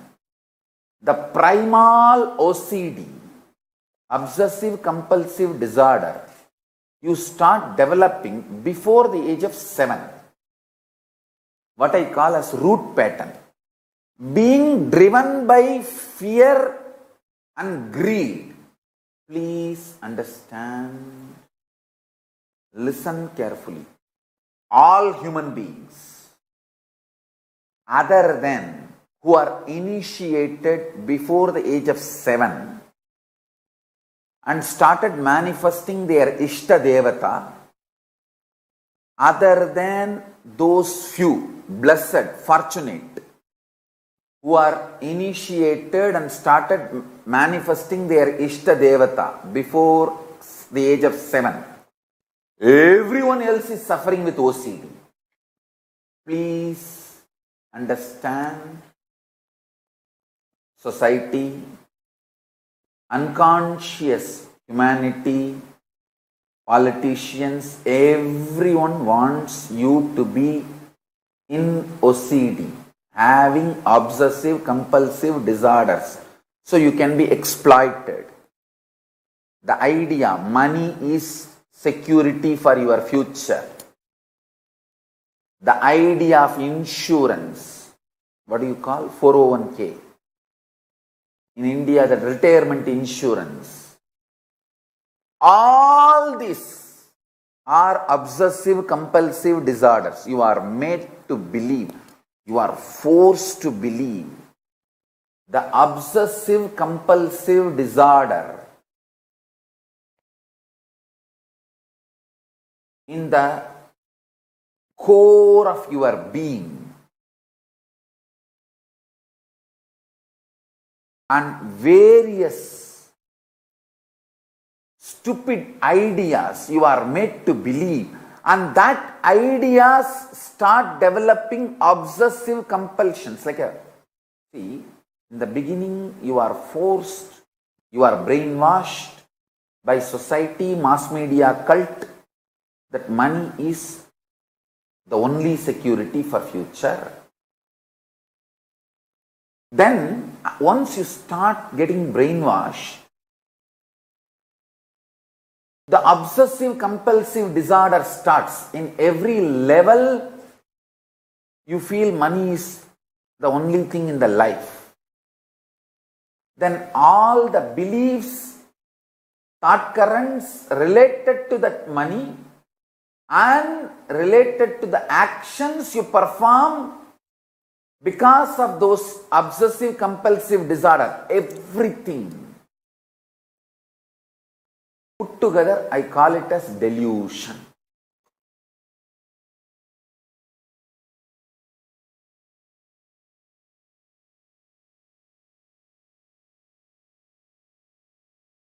First thing, get initiated and start manifesting the cosmic being in your identity. Understand, Paramashiva exists.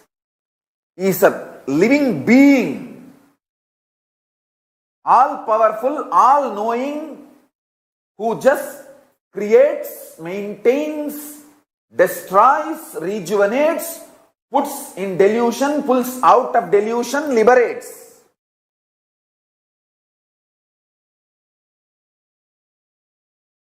Who plays with these tattvas and principles, is a living being,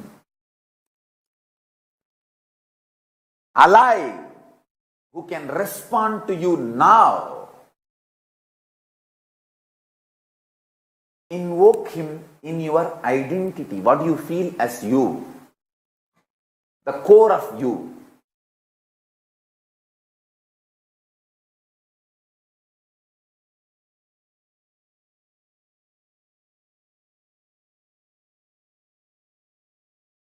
Listen.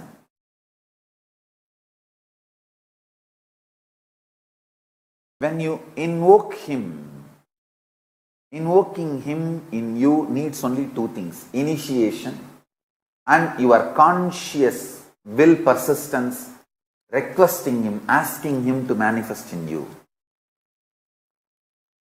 Invoke him. See, when you invoke him, the fear-based obsessive compulsive disorders become irrelevant. I am not saying don't go to job. I am not saying don't earn money.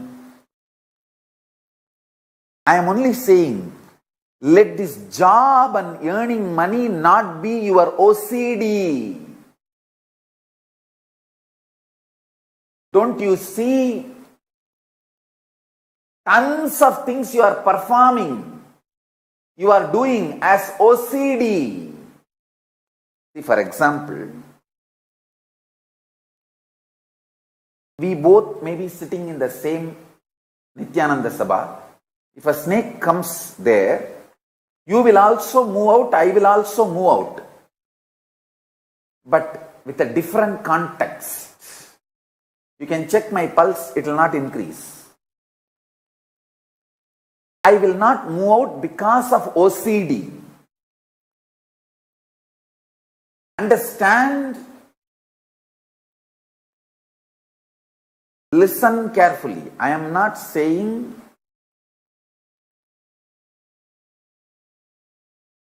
don't go for a job. I am not saying don't make money. No. I am only saying don't do it as a OCD, obsessive compulsive disorder.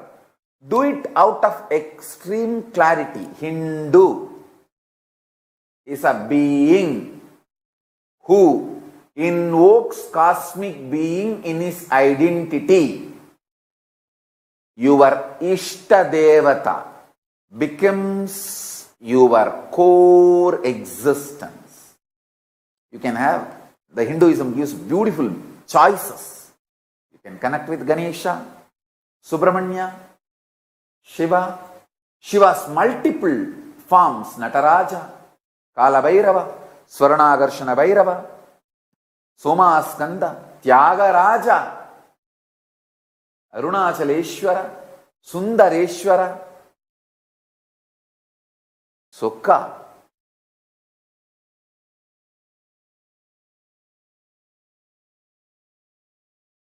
Different forms of Paramashiva, Dakshinamurti, Veerabhadra. Different forms you can connect. Parashakti, Vishnu, Krishna, Rama, Hanuman, Surya. You can choose your Ishta Devata in Hindu tradition. Even Guru cannot change your Ishta Devata. If you say, I have not chosen my Ishta Devata, please you choose for me. Guru can choose. But if you say, I have chosen, this is my Ishta Devata, please give me the mantra. He cannot say, no, your Ishta is different. No. The Ishta Devata you chose, for that only Guru can give mantra. Understand? Invoke the Ishta Devata in your identity. Morning when you wake up, your waking up should not be obsessive compulsive disorder, OCD. No.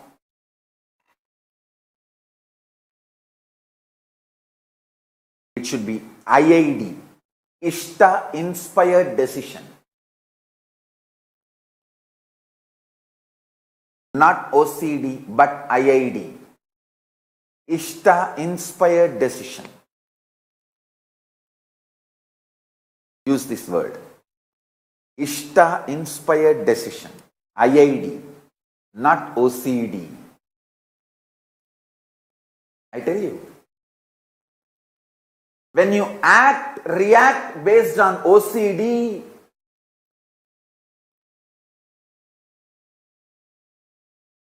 you feel stuck, suffocated. You don't know how to do, what to do, and finally end up in literally depression, frustration, living dead, or suicide itself.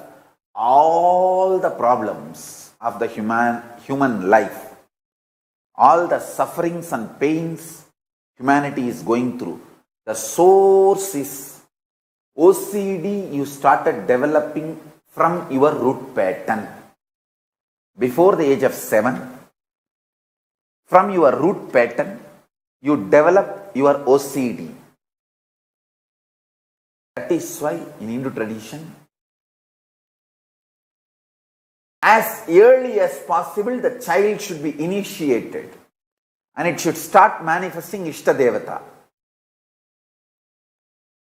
Ishta Devata inspired, Ishta Devata mantra, Ishta Devata manifesting in its being. See, for example, morning, the moment I became aware of this world, the first thing is Paramashiva manifesting. There is no OCD for me to jump out of bed. No fear or greed or OCD to jump out of bed. Paramashiva is manifesting. Come on. Now Paramashiva will do his work. What a way to wake up.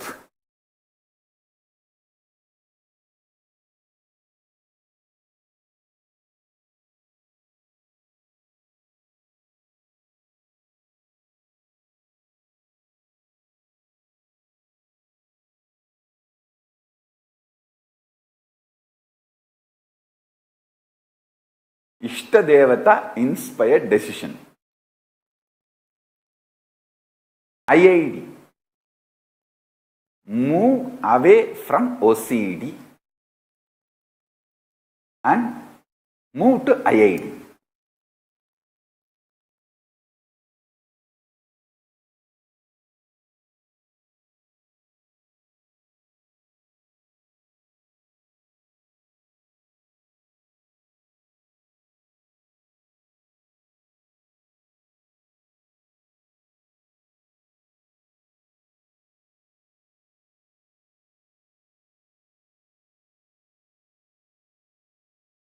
Tell you.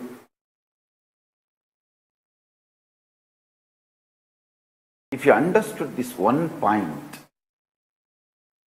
actually first thing you need to know, you need to internalize. It's because you are constantly functioning as OCD, you feel so much pained about your existence and life. You are frustrated about everything. It's like because you have to live, you are living. That is what OCD makes you feel. Drop that.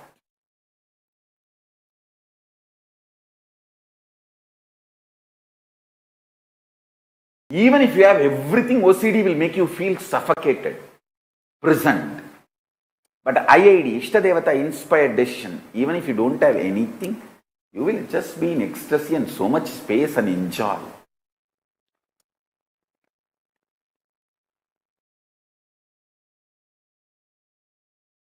Essence of today's satsang is move from OCD to IID. Actually, if you understand what I am talking, please watch this satsang few more times. You will understand, because I have put many dots. All these dots will fall in sync if you listen to this intensely. You will start living without panic attack, without fears, without obsessive compulsive disorder, OCD. You think OCD only if it expresses as actions it is OCD. No. There is something called internal OCD. You will be compulsively thinking only in that direction. You are brainwashed so much. You will compulsively think only in that direction. Like whenever you get hungry, this is the exact direction you will be forced to think. You are brainwashed to think and you will think only in that direction.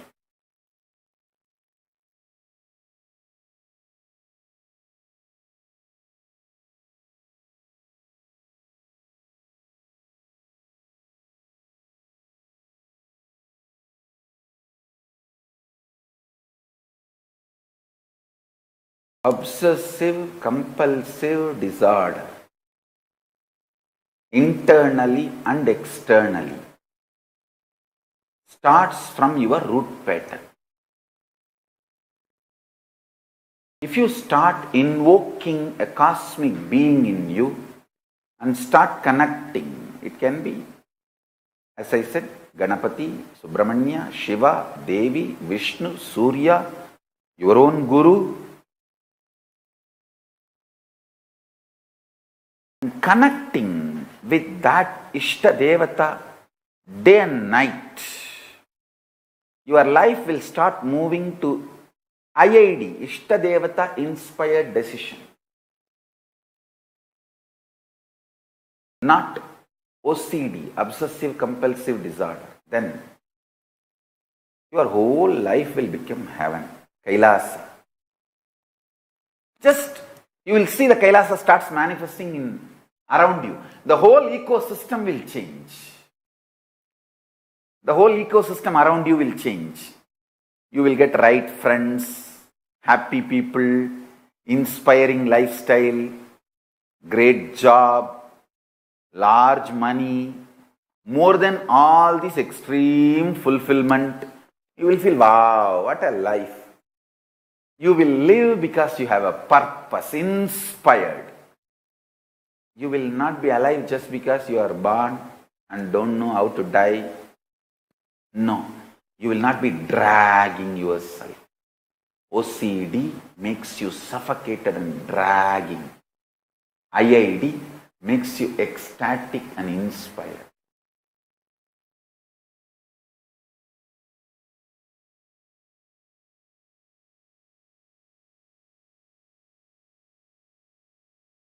Every time you break your patterns step by step, you manifest possibilities.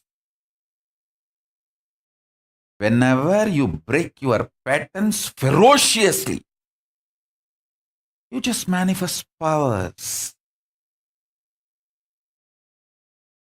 You just manifest power. Listen, I tell you. Please listen, I tell you.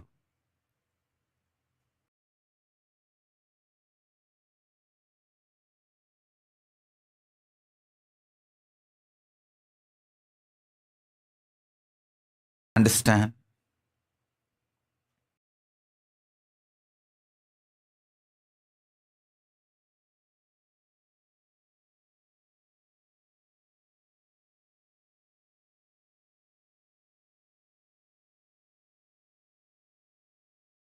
I'll repeat now.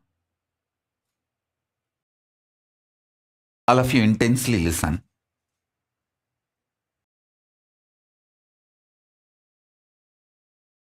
For example,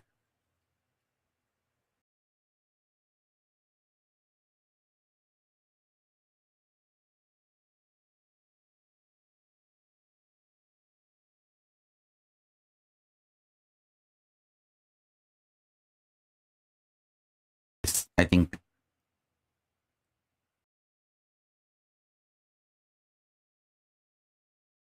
people are able to see and hear. Let me repeat now. Whenever you break your patterns, the obsessive, compulsive, reactionary patterns, whenever you break those patterns in you ferociously, you manifest powers. I tell you, this really happened. One person came to me with rheumatoid arthritis problem. It was very severe. The fingers have started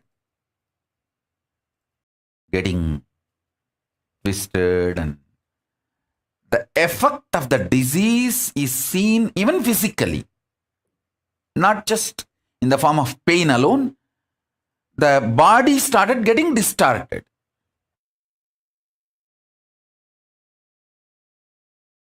I sat with that person and spoke to the person to understand the source. Obsessive compulsive reactionary pattern of her which triggered this disease in her. Please understand.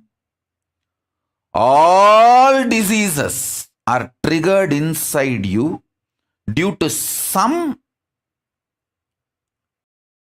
compulsive reactionary pattern.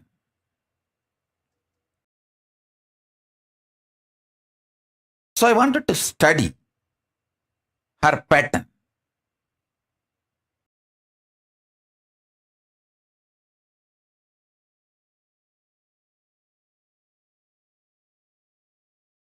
speaking to her for 10 minutes, I could see very clearly her whole problem is her anger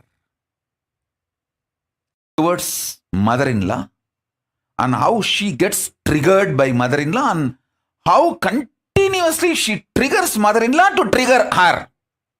It's like it has become a very powerful cycle, vicious circle. And even if she stays away from mother-in-law, she projects the same mother-in-law on somebody else and does this. Just the person outside is replaced, but the pattern and the vicious circle continues. I thoroughly studied her. Within that few minutes of talking to her, I could understand. Unfortunately, very fortunately, she had a deep devotion to me.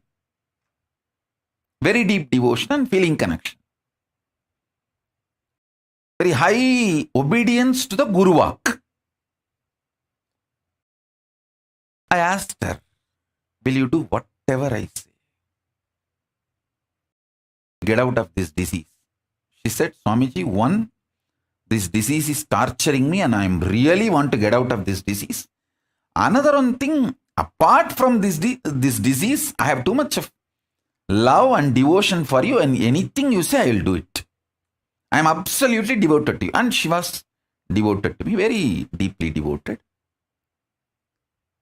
I told her, you see, step by step,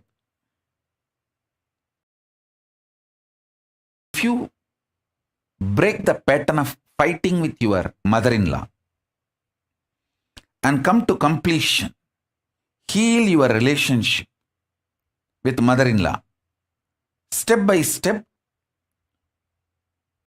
your obsessive compulsive reactionary pattern will break and you will get out of this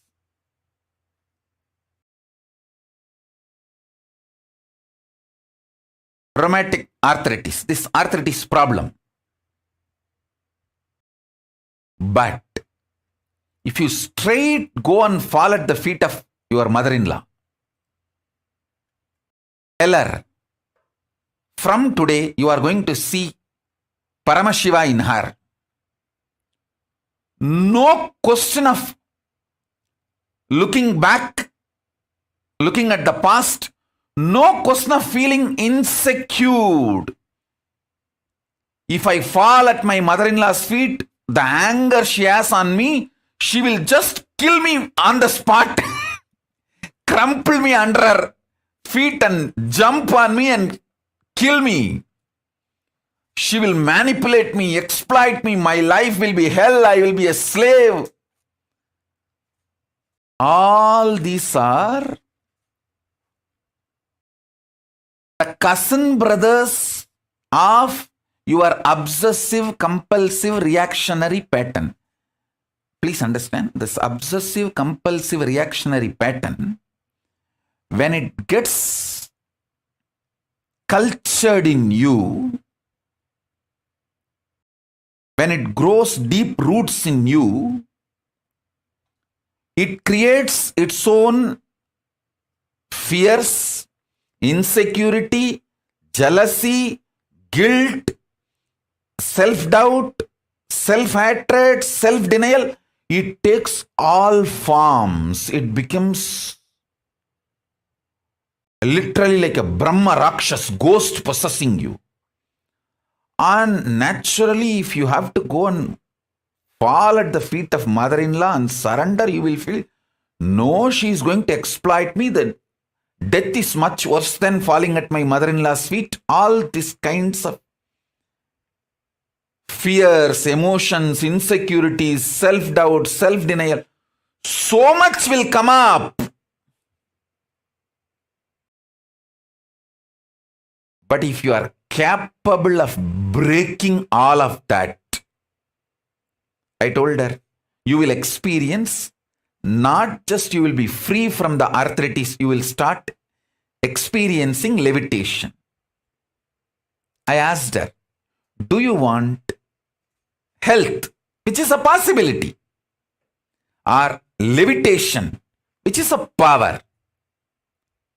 She looked at me and said, Swamiji, what you want for me? I said, naturally, power.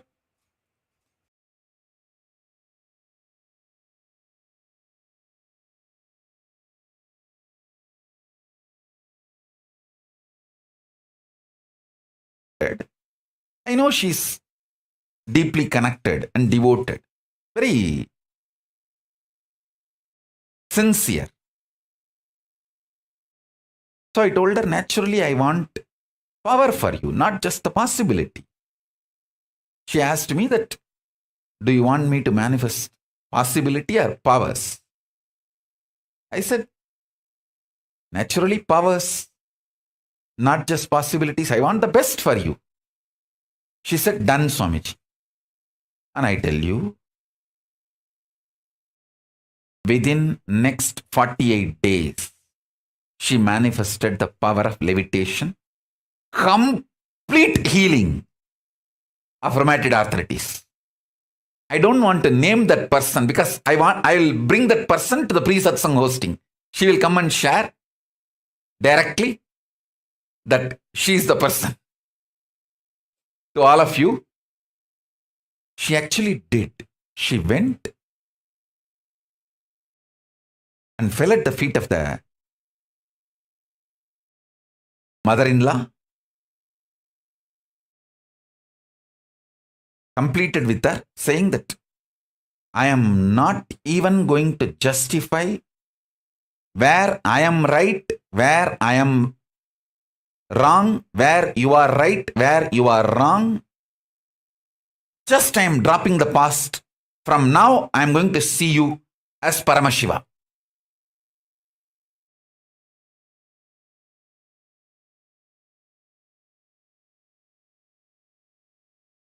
And she started living it.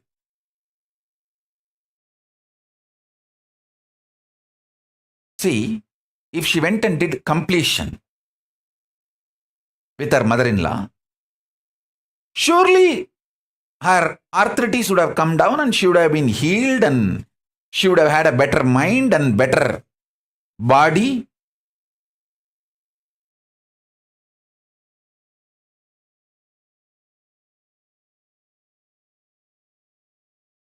Surely she would have manifested many possibilities.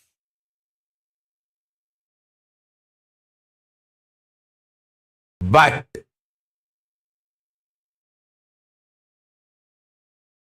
when she broke that obsessive, compulsive, reactionary pattern with all its roots, like a fear, insecurity, guilt, self-doubt, self-hatred, self-denial, everything.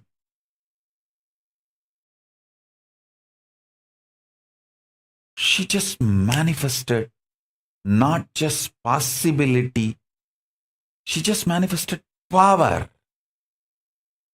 Not only she got healed of the whole rheumatoid arthritis problem, the whole body got filled so much with samana energy. She started experiencing levitation. I tell you, listen, I tell you,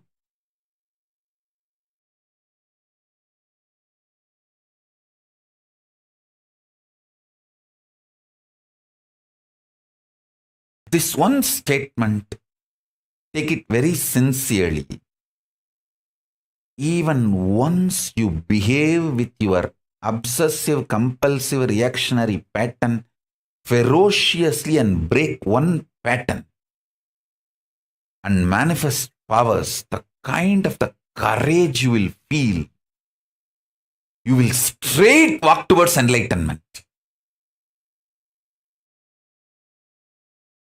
Because after that, every obstruction, every barricade, every stopping will look very funny.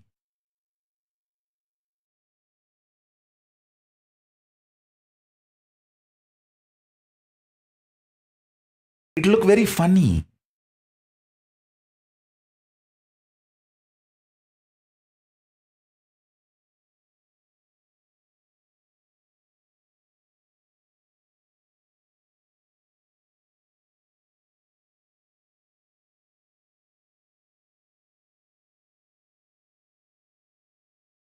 The lesson you need to catch is first find out what is your compulsive reactionary behavior pattern. Break that ferociously. You may even have 10, 12 patterns. List them out and break them ferociously.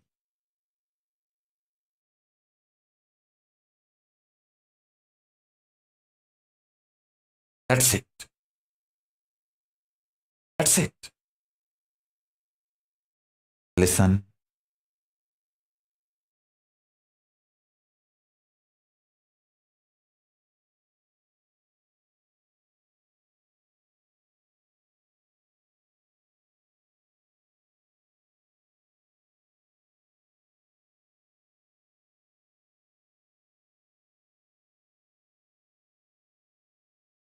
Each one of you is literally my extension. The life which is in all of you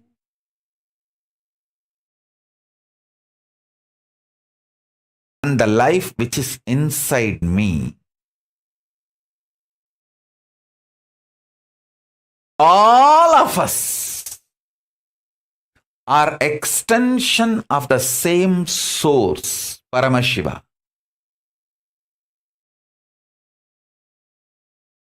With the tremendous love from the oneness.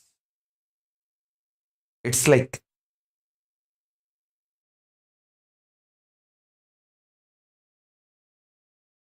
in India, in kindergarten schools, the kids will be forcibly made to sleep during the noon time after food. All of you have to just lie down in a row and naturally kids, when they have so many friends, they don't want to sleep, they want to play.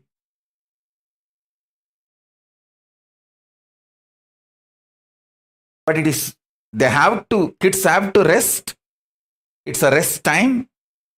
So the kids will keep one eye closed and watch through one eye whether the PT teacher who is in charge of making the kids rest, the moment the teacher steps out of the classroom, one kid will get up and wake all the other kids. And they will all have fun, jump, make the whole classroom upside down. Because they know the teacher will take at least half an hour to go and have her lunch and come back. That half an hour, these kids will have fun, make the whole classroom upside down. And the moment they know she is coming back, they will all be just back to their place, sleeping as if nothing happened. How? The kid, the moment he knows the teacher is out, he wakes up and he wakes all the kids to have fun with the same love. I am waking all of you up. Hey, come on, let's enjoy. Teacher is gone. All your patterns, obsessive, compulsive, reactionary patterns, are not worthy. Life, Paramashiva's powers are only worthy to manifest, celebrate, enjoy. Listen carefully. Listen intensely.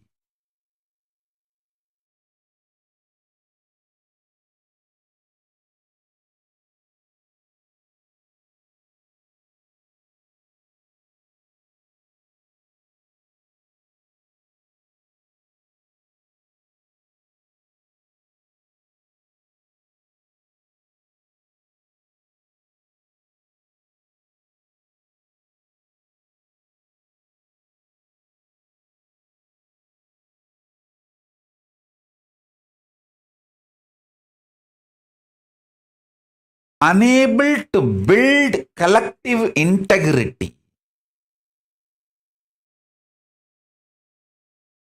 is just because of your obsessive compulsive reactionary pattern. Understand?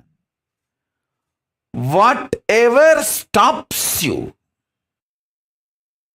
building collective integrity is your obsessive compulsive reactionary pattern.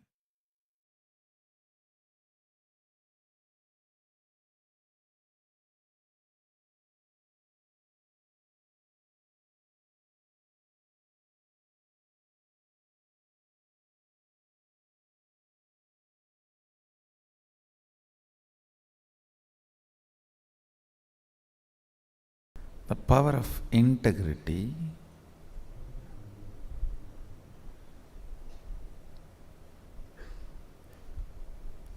again and again need to be drilled so you don't get into these obsessive, compulsive, depressive patterns. The problem with the depressive patterns are they are so self-destructive. I can neither show you compassion nor show you ferocious face. If I show you ferocious face, you will run away. If I show compassion, you will destroy yourself. If you sent a message and I am ignoring, understand you are in that position.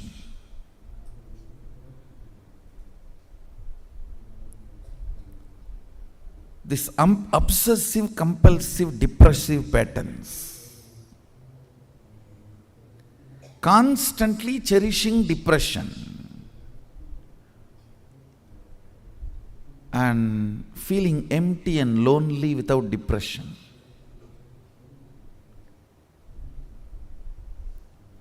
And it is so self-destructive. You can't be handled in any way.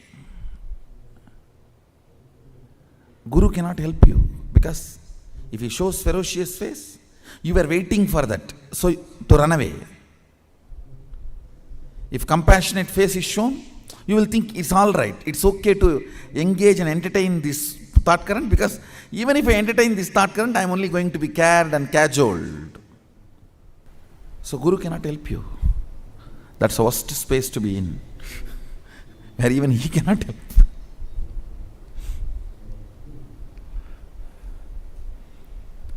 The only way out is you drilling yourself with integrity and reducing the thickness of this depression by grinding. Reducing the thickness of this depression. Understand? This morning 5-hour routine really does the magic of grinding you.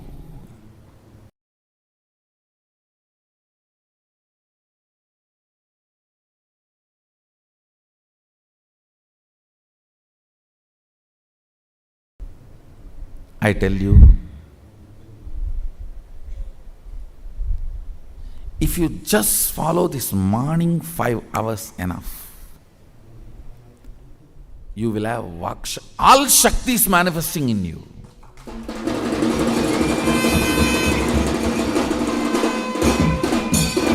Because all the obstacles for manifesting Shaktis, tiredness, boredom, pitta, fatigue, everything will be churned out in that morning 5 hours.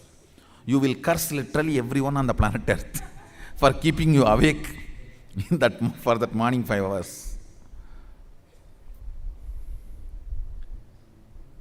If you can manage that morning 5 hours spiritual routine,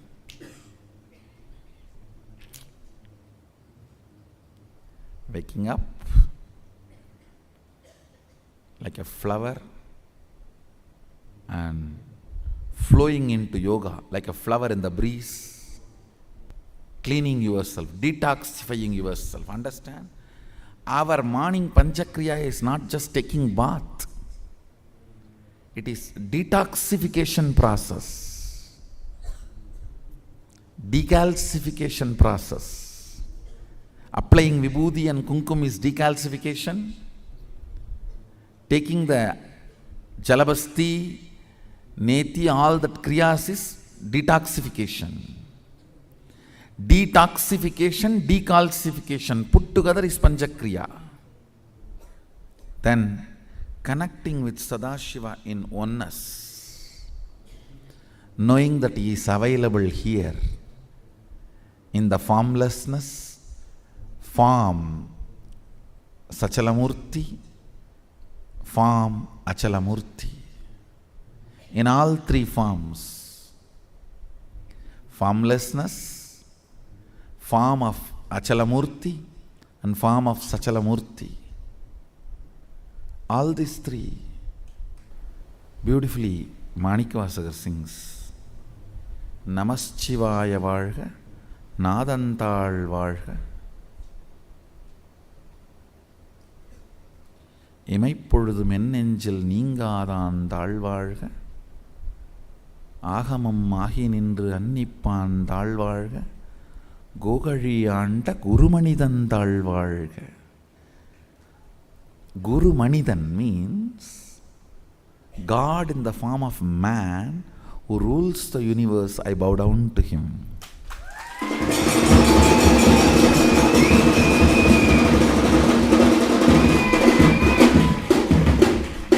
Agamam agi nindru annippan thalvazhga means he himself is Agama and he lives Agama. நமச்சிவாய வாழ்க நாதந்தாள் வாழ்க இமைப்பொழுதும் என் நெஞ்சில் நீங்காதாந்தாள் வாழ்க கோகழி ஆண்ட குருமணிதந்தாள் வாழ்க ஆகமம் ஆகி நின்று அன்னிப்பான் வாழ்க. The Lord who rules the universe appeared as a Guru Manidan, means in the form of Guru, in the human form, who appeared.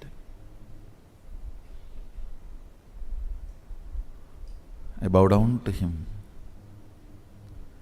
Gogariyanda Gurumani Tan Talvarga.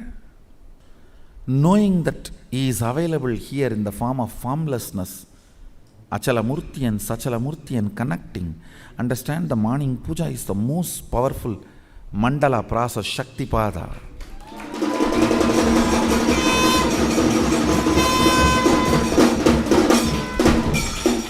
Melting your being. And then sitting and listening to the sacred truths, constantly inspiring, engaging, alive, awakening. Just this morning 5 hours, if you can bring integrity and authenticity, all the obstacles stopping you from power manifestation will disappear.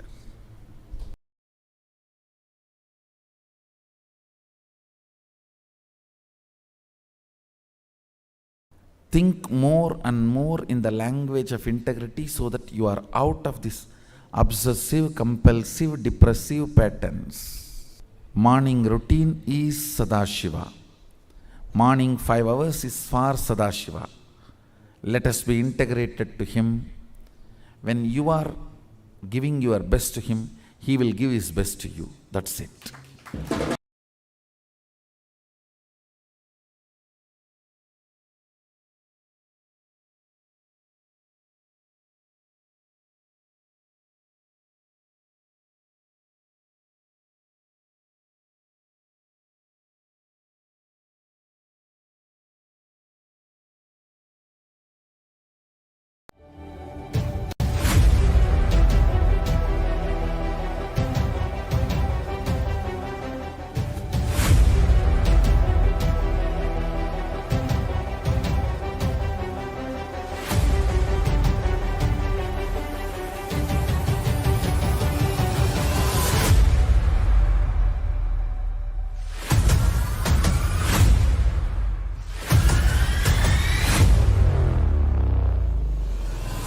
whatever I shared till now, condensing the whole thing and reviving it as experience, starting from completion, unclutching, power manifestation, the states of consciousness, and the planes, multiple planes, everything.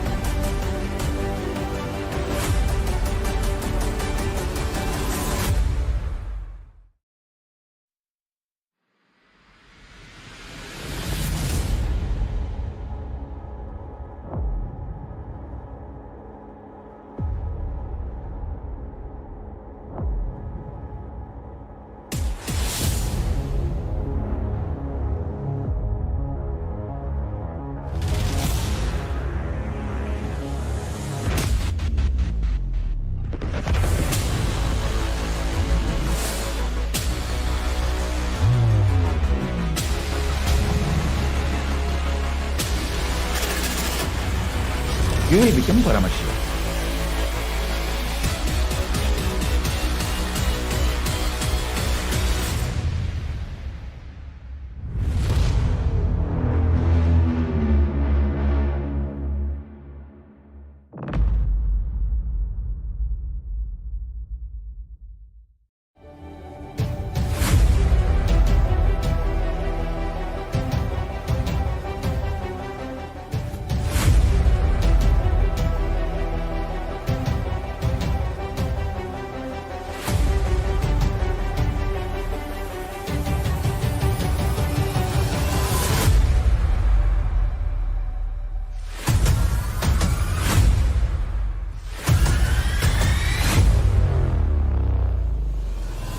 Whatever I shared till now, condensing the whole thing and reviving it as experience, starting from completion, unclutching, power manifestation, the states of consciousness, and the planes, multiple planes, everything.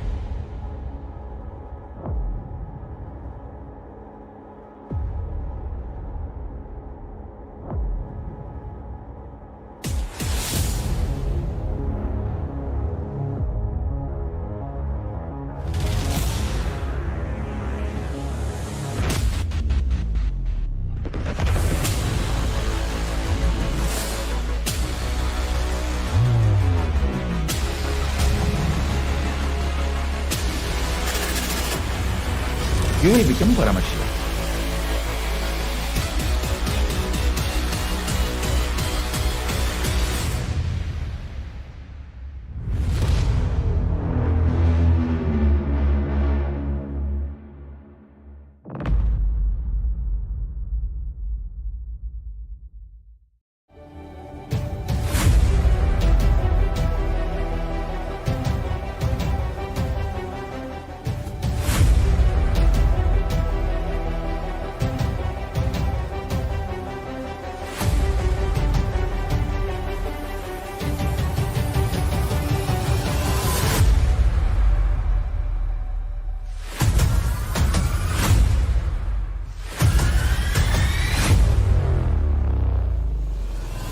Whatever I shared till now, condensing the whole thing and reviving it as experience, starting from completion, unclutching.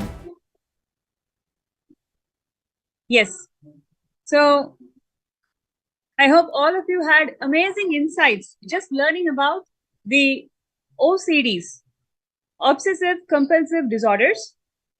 And today we are going to see a very powerful session. It's just going to take 20 minutes of your time. But this 20 minutes of your time, you're going to have a great revelation, great insight about where you are moving ahead in your lives and how you can simply transform it just by your ferocious decision. Now, I request all the viewers and participants to take just 20 minutes of your time to sit with yourself. Let's do this exercise and really contemplate where we are right now and what is the new future that we can create for ourselves if we just make that one decision. So the first step is list 3 things that you want to manifest in your life, whatever you're currently working with. So just ask yourself, what are the 3 things that you're working on? What are the 3 things that you really want to manifest? It could be buying a second home, or manifesting Paramashivoham, manifesting Sarvanyapida Yajaman, manifesting Kailasa, having a deep spiritual experience, manifesting blissful relationships. I want to start a business. It can be anything, right? So list down 3 things that you would like to manifest in your life today.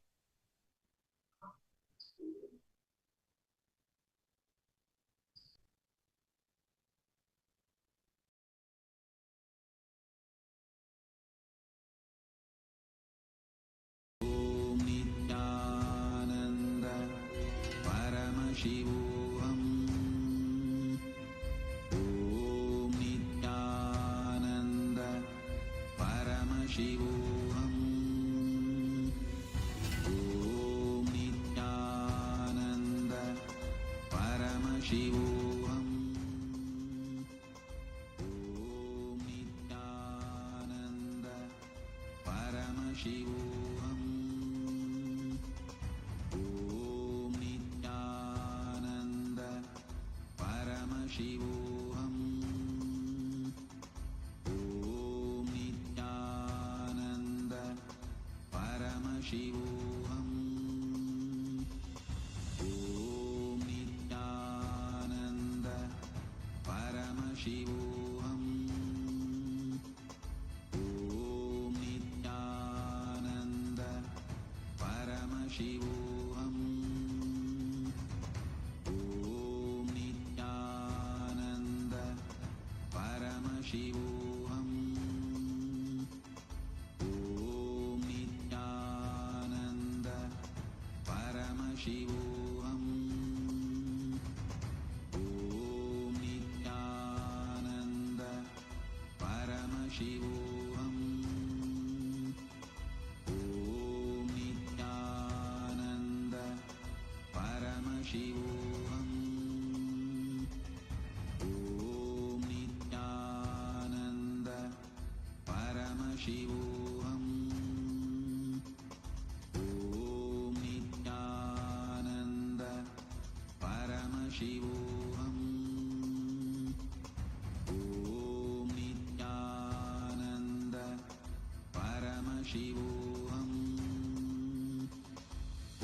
Om Nithyananda Paramashivoham.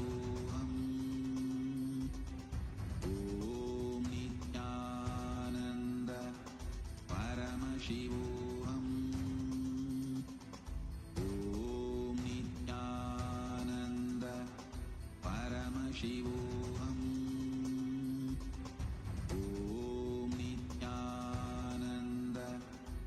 Om Nithyananda Paramashivoham. Om Nithyananda Paramashivoham. Om Nithyananda Paramashivoham. Om Nithyananda Paramashivoham. Om Nithyananda Paramashivoham. Om Nithyananda Paramashivoham.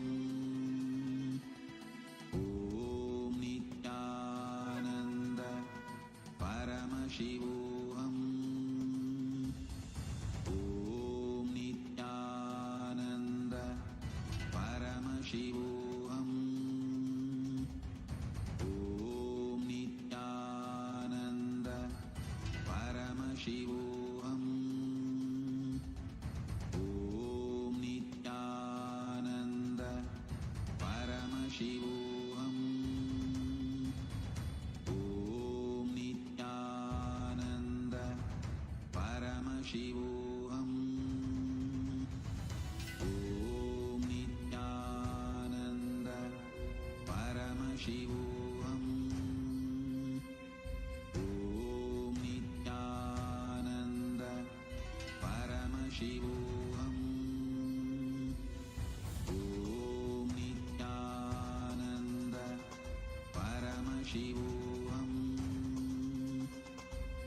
Om Nithyananda Paramashivoham. Om Nithyananda Paramashivoham. Om Nithyananda Paramashivoham. Om Nithyananda Paramashivoham.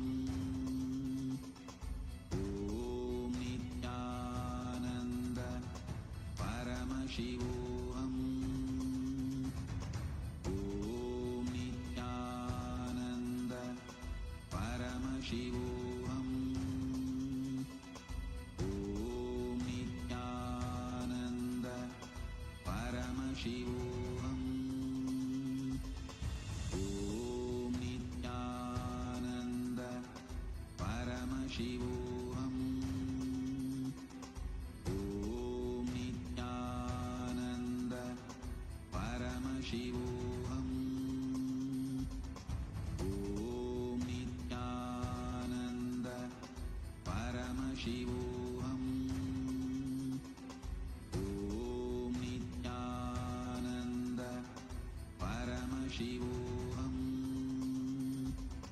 Om Nithyananda Paramashivoham. Let our biology become one with Paramashiva's biology.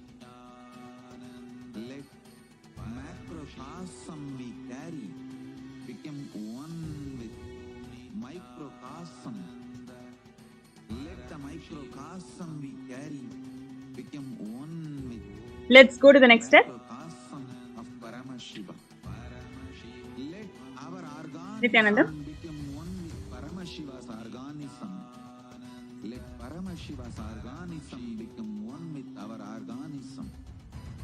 Let oneness become living strategy. Yes. Now let's go to the next step. Experience. Write down all your fears that stops you from manifesting what you want.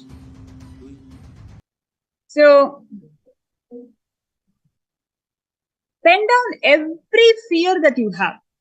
Let's say you want to start a business. All the fears that you have. What if I lose all my money?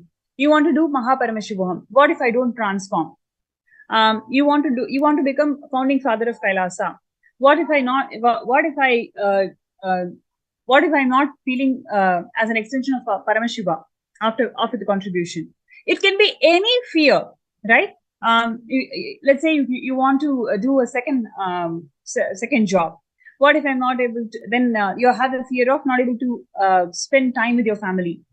Like this, for every desire that you have multiple fears associated with this desire. Just like how you're sowing the seed of desire inside you, same way you also sow the seed of fear around the desire. So pen down all those desires. I request all the participants in the Zoom, you can post them in the chat also. So the co-acharyas can guide you step by step. And people in the YouTube viewers and Facebook viewers, welcoming you. And you can also post your fears in the YouTube chat. We'll be able to guide you. Okay, next few minutes, let's take few minutes to pen down all the fears that stops us from manifesting what we want. Ananda Paramashivoham. Om Nithyananda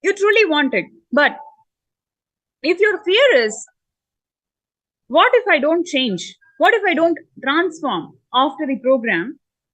Then you have denied this transformation for yourself, and you holding this fear, and you feel righteous about holding this fear. You feel, yes, I have done so many programs, so many practices. All my life I always wanted to change, but I have not changed.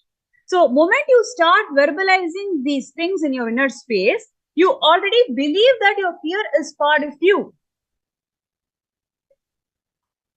Same way, let us say, for example, you want to manifest blissful relationships. If your fear is, what if the other person is constantly going to judge me? Then just go one step further. People don't like me. That's why they judge me.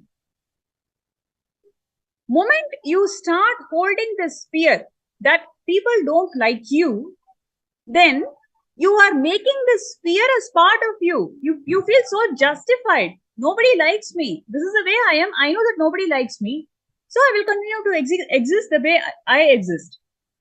So what happens is you're giving that extra power to this fear, trying to solidify this fear, and you actually start justifying this fear as part of you.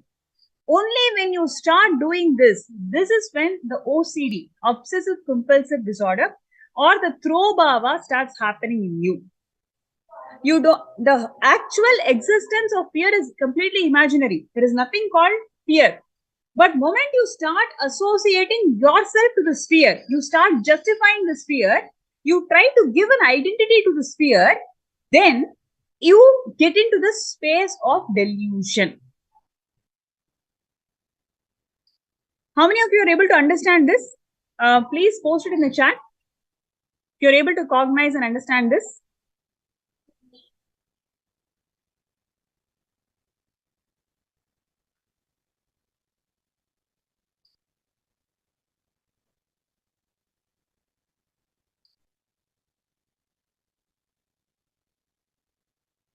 See, for example, Aditya Narayan from India Room is saying that I have fear about my hope, right?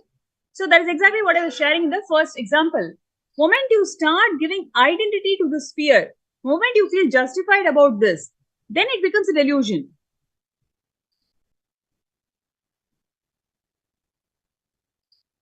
How many of you are able to understand this? Please post your responses in the chat. I request all the causes to kindly be in the Zoom room and ensure that the participants are completely understanding.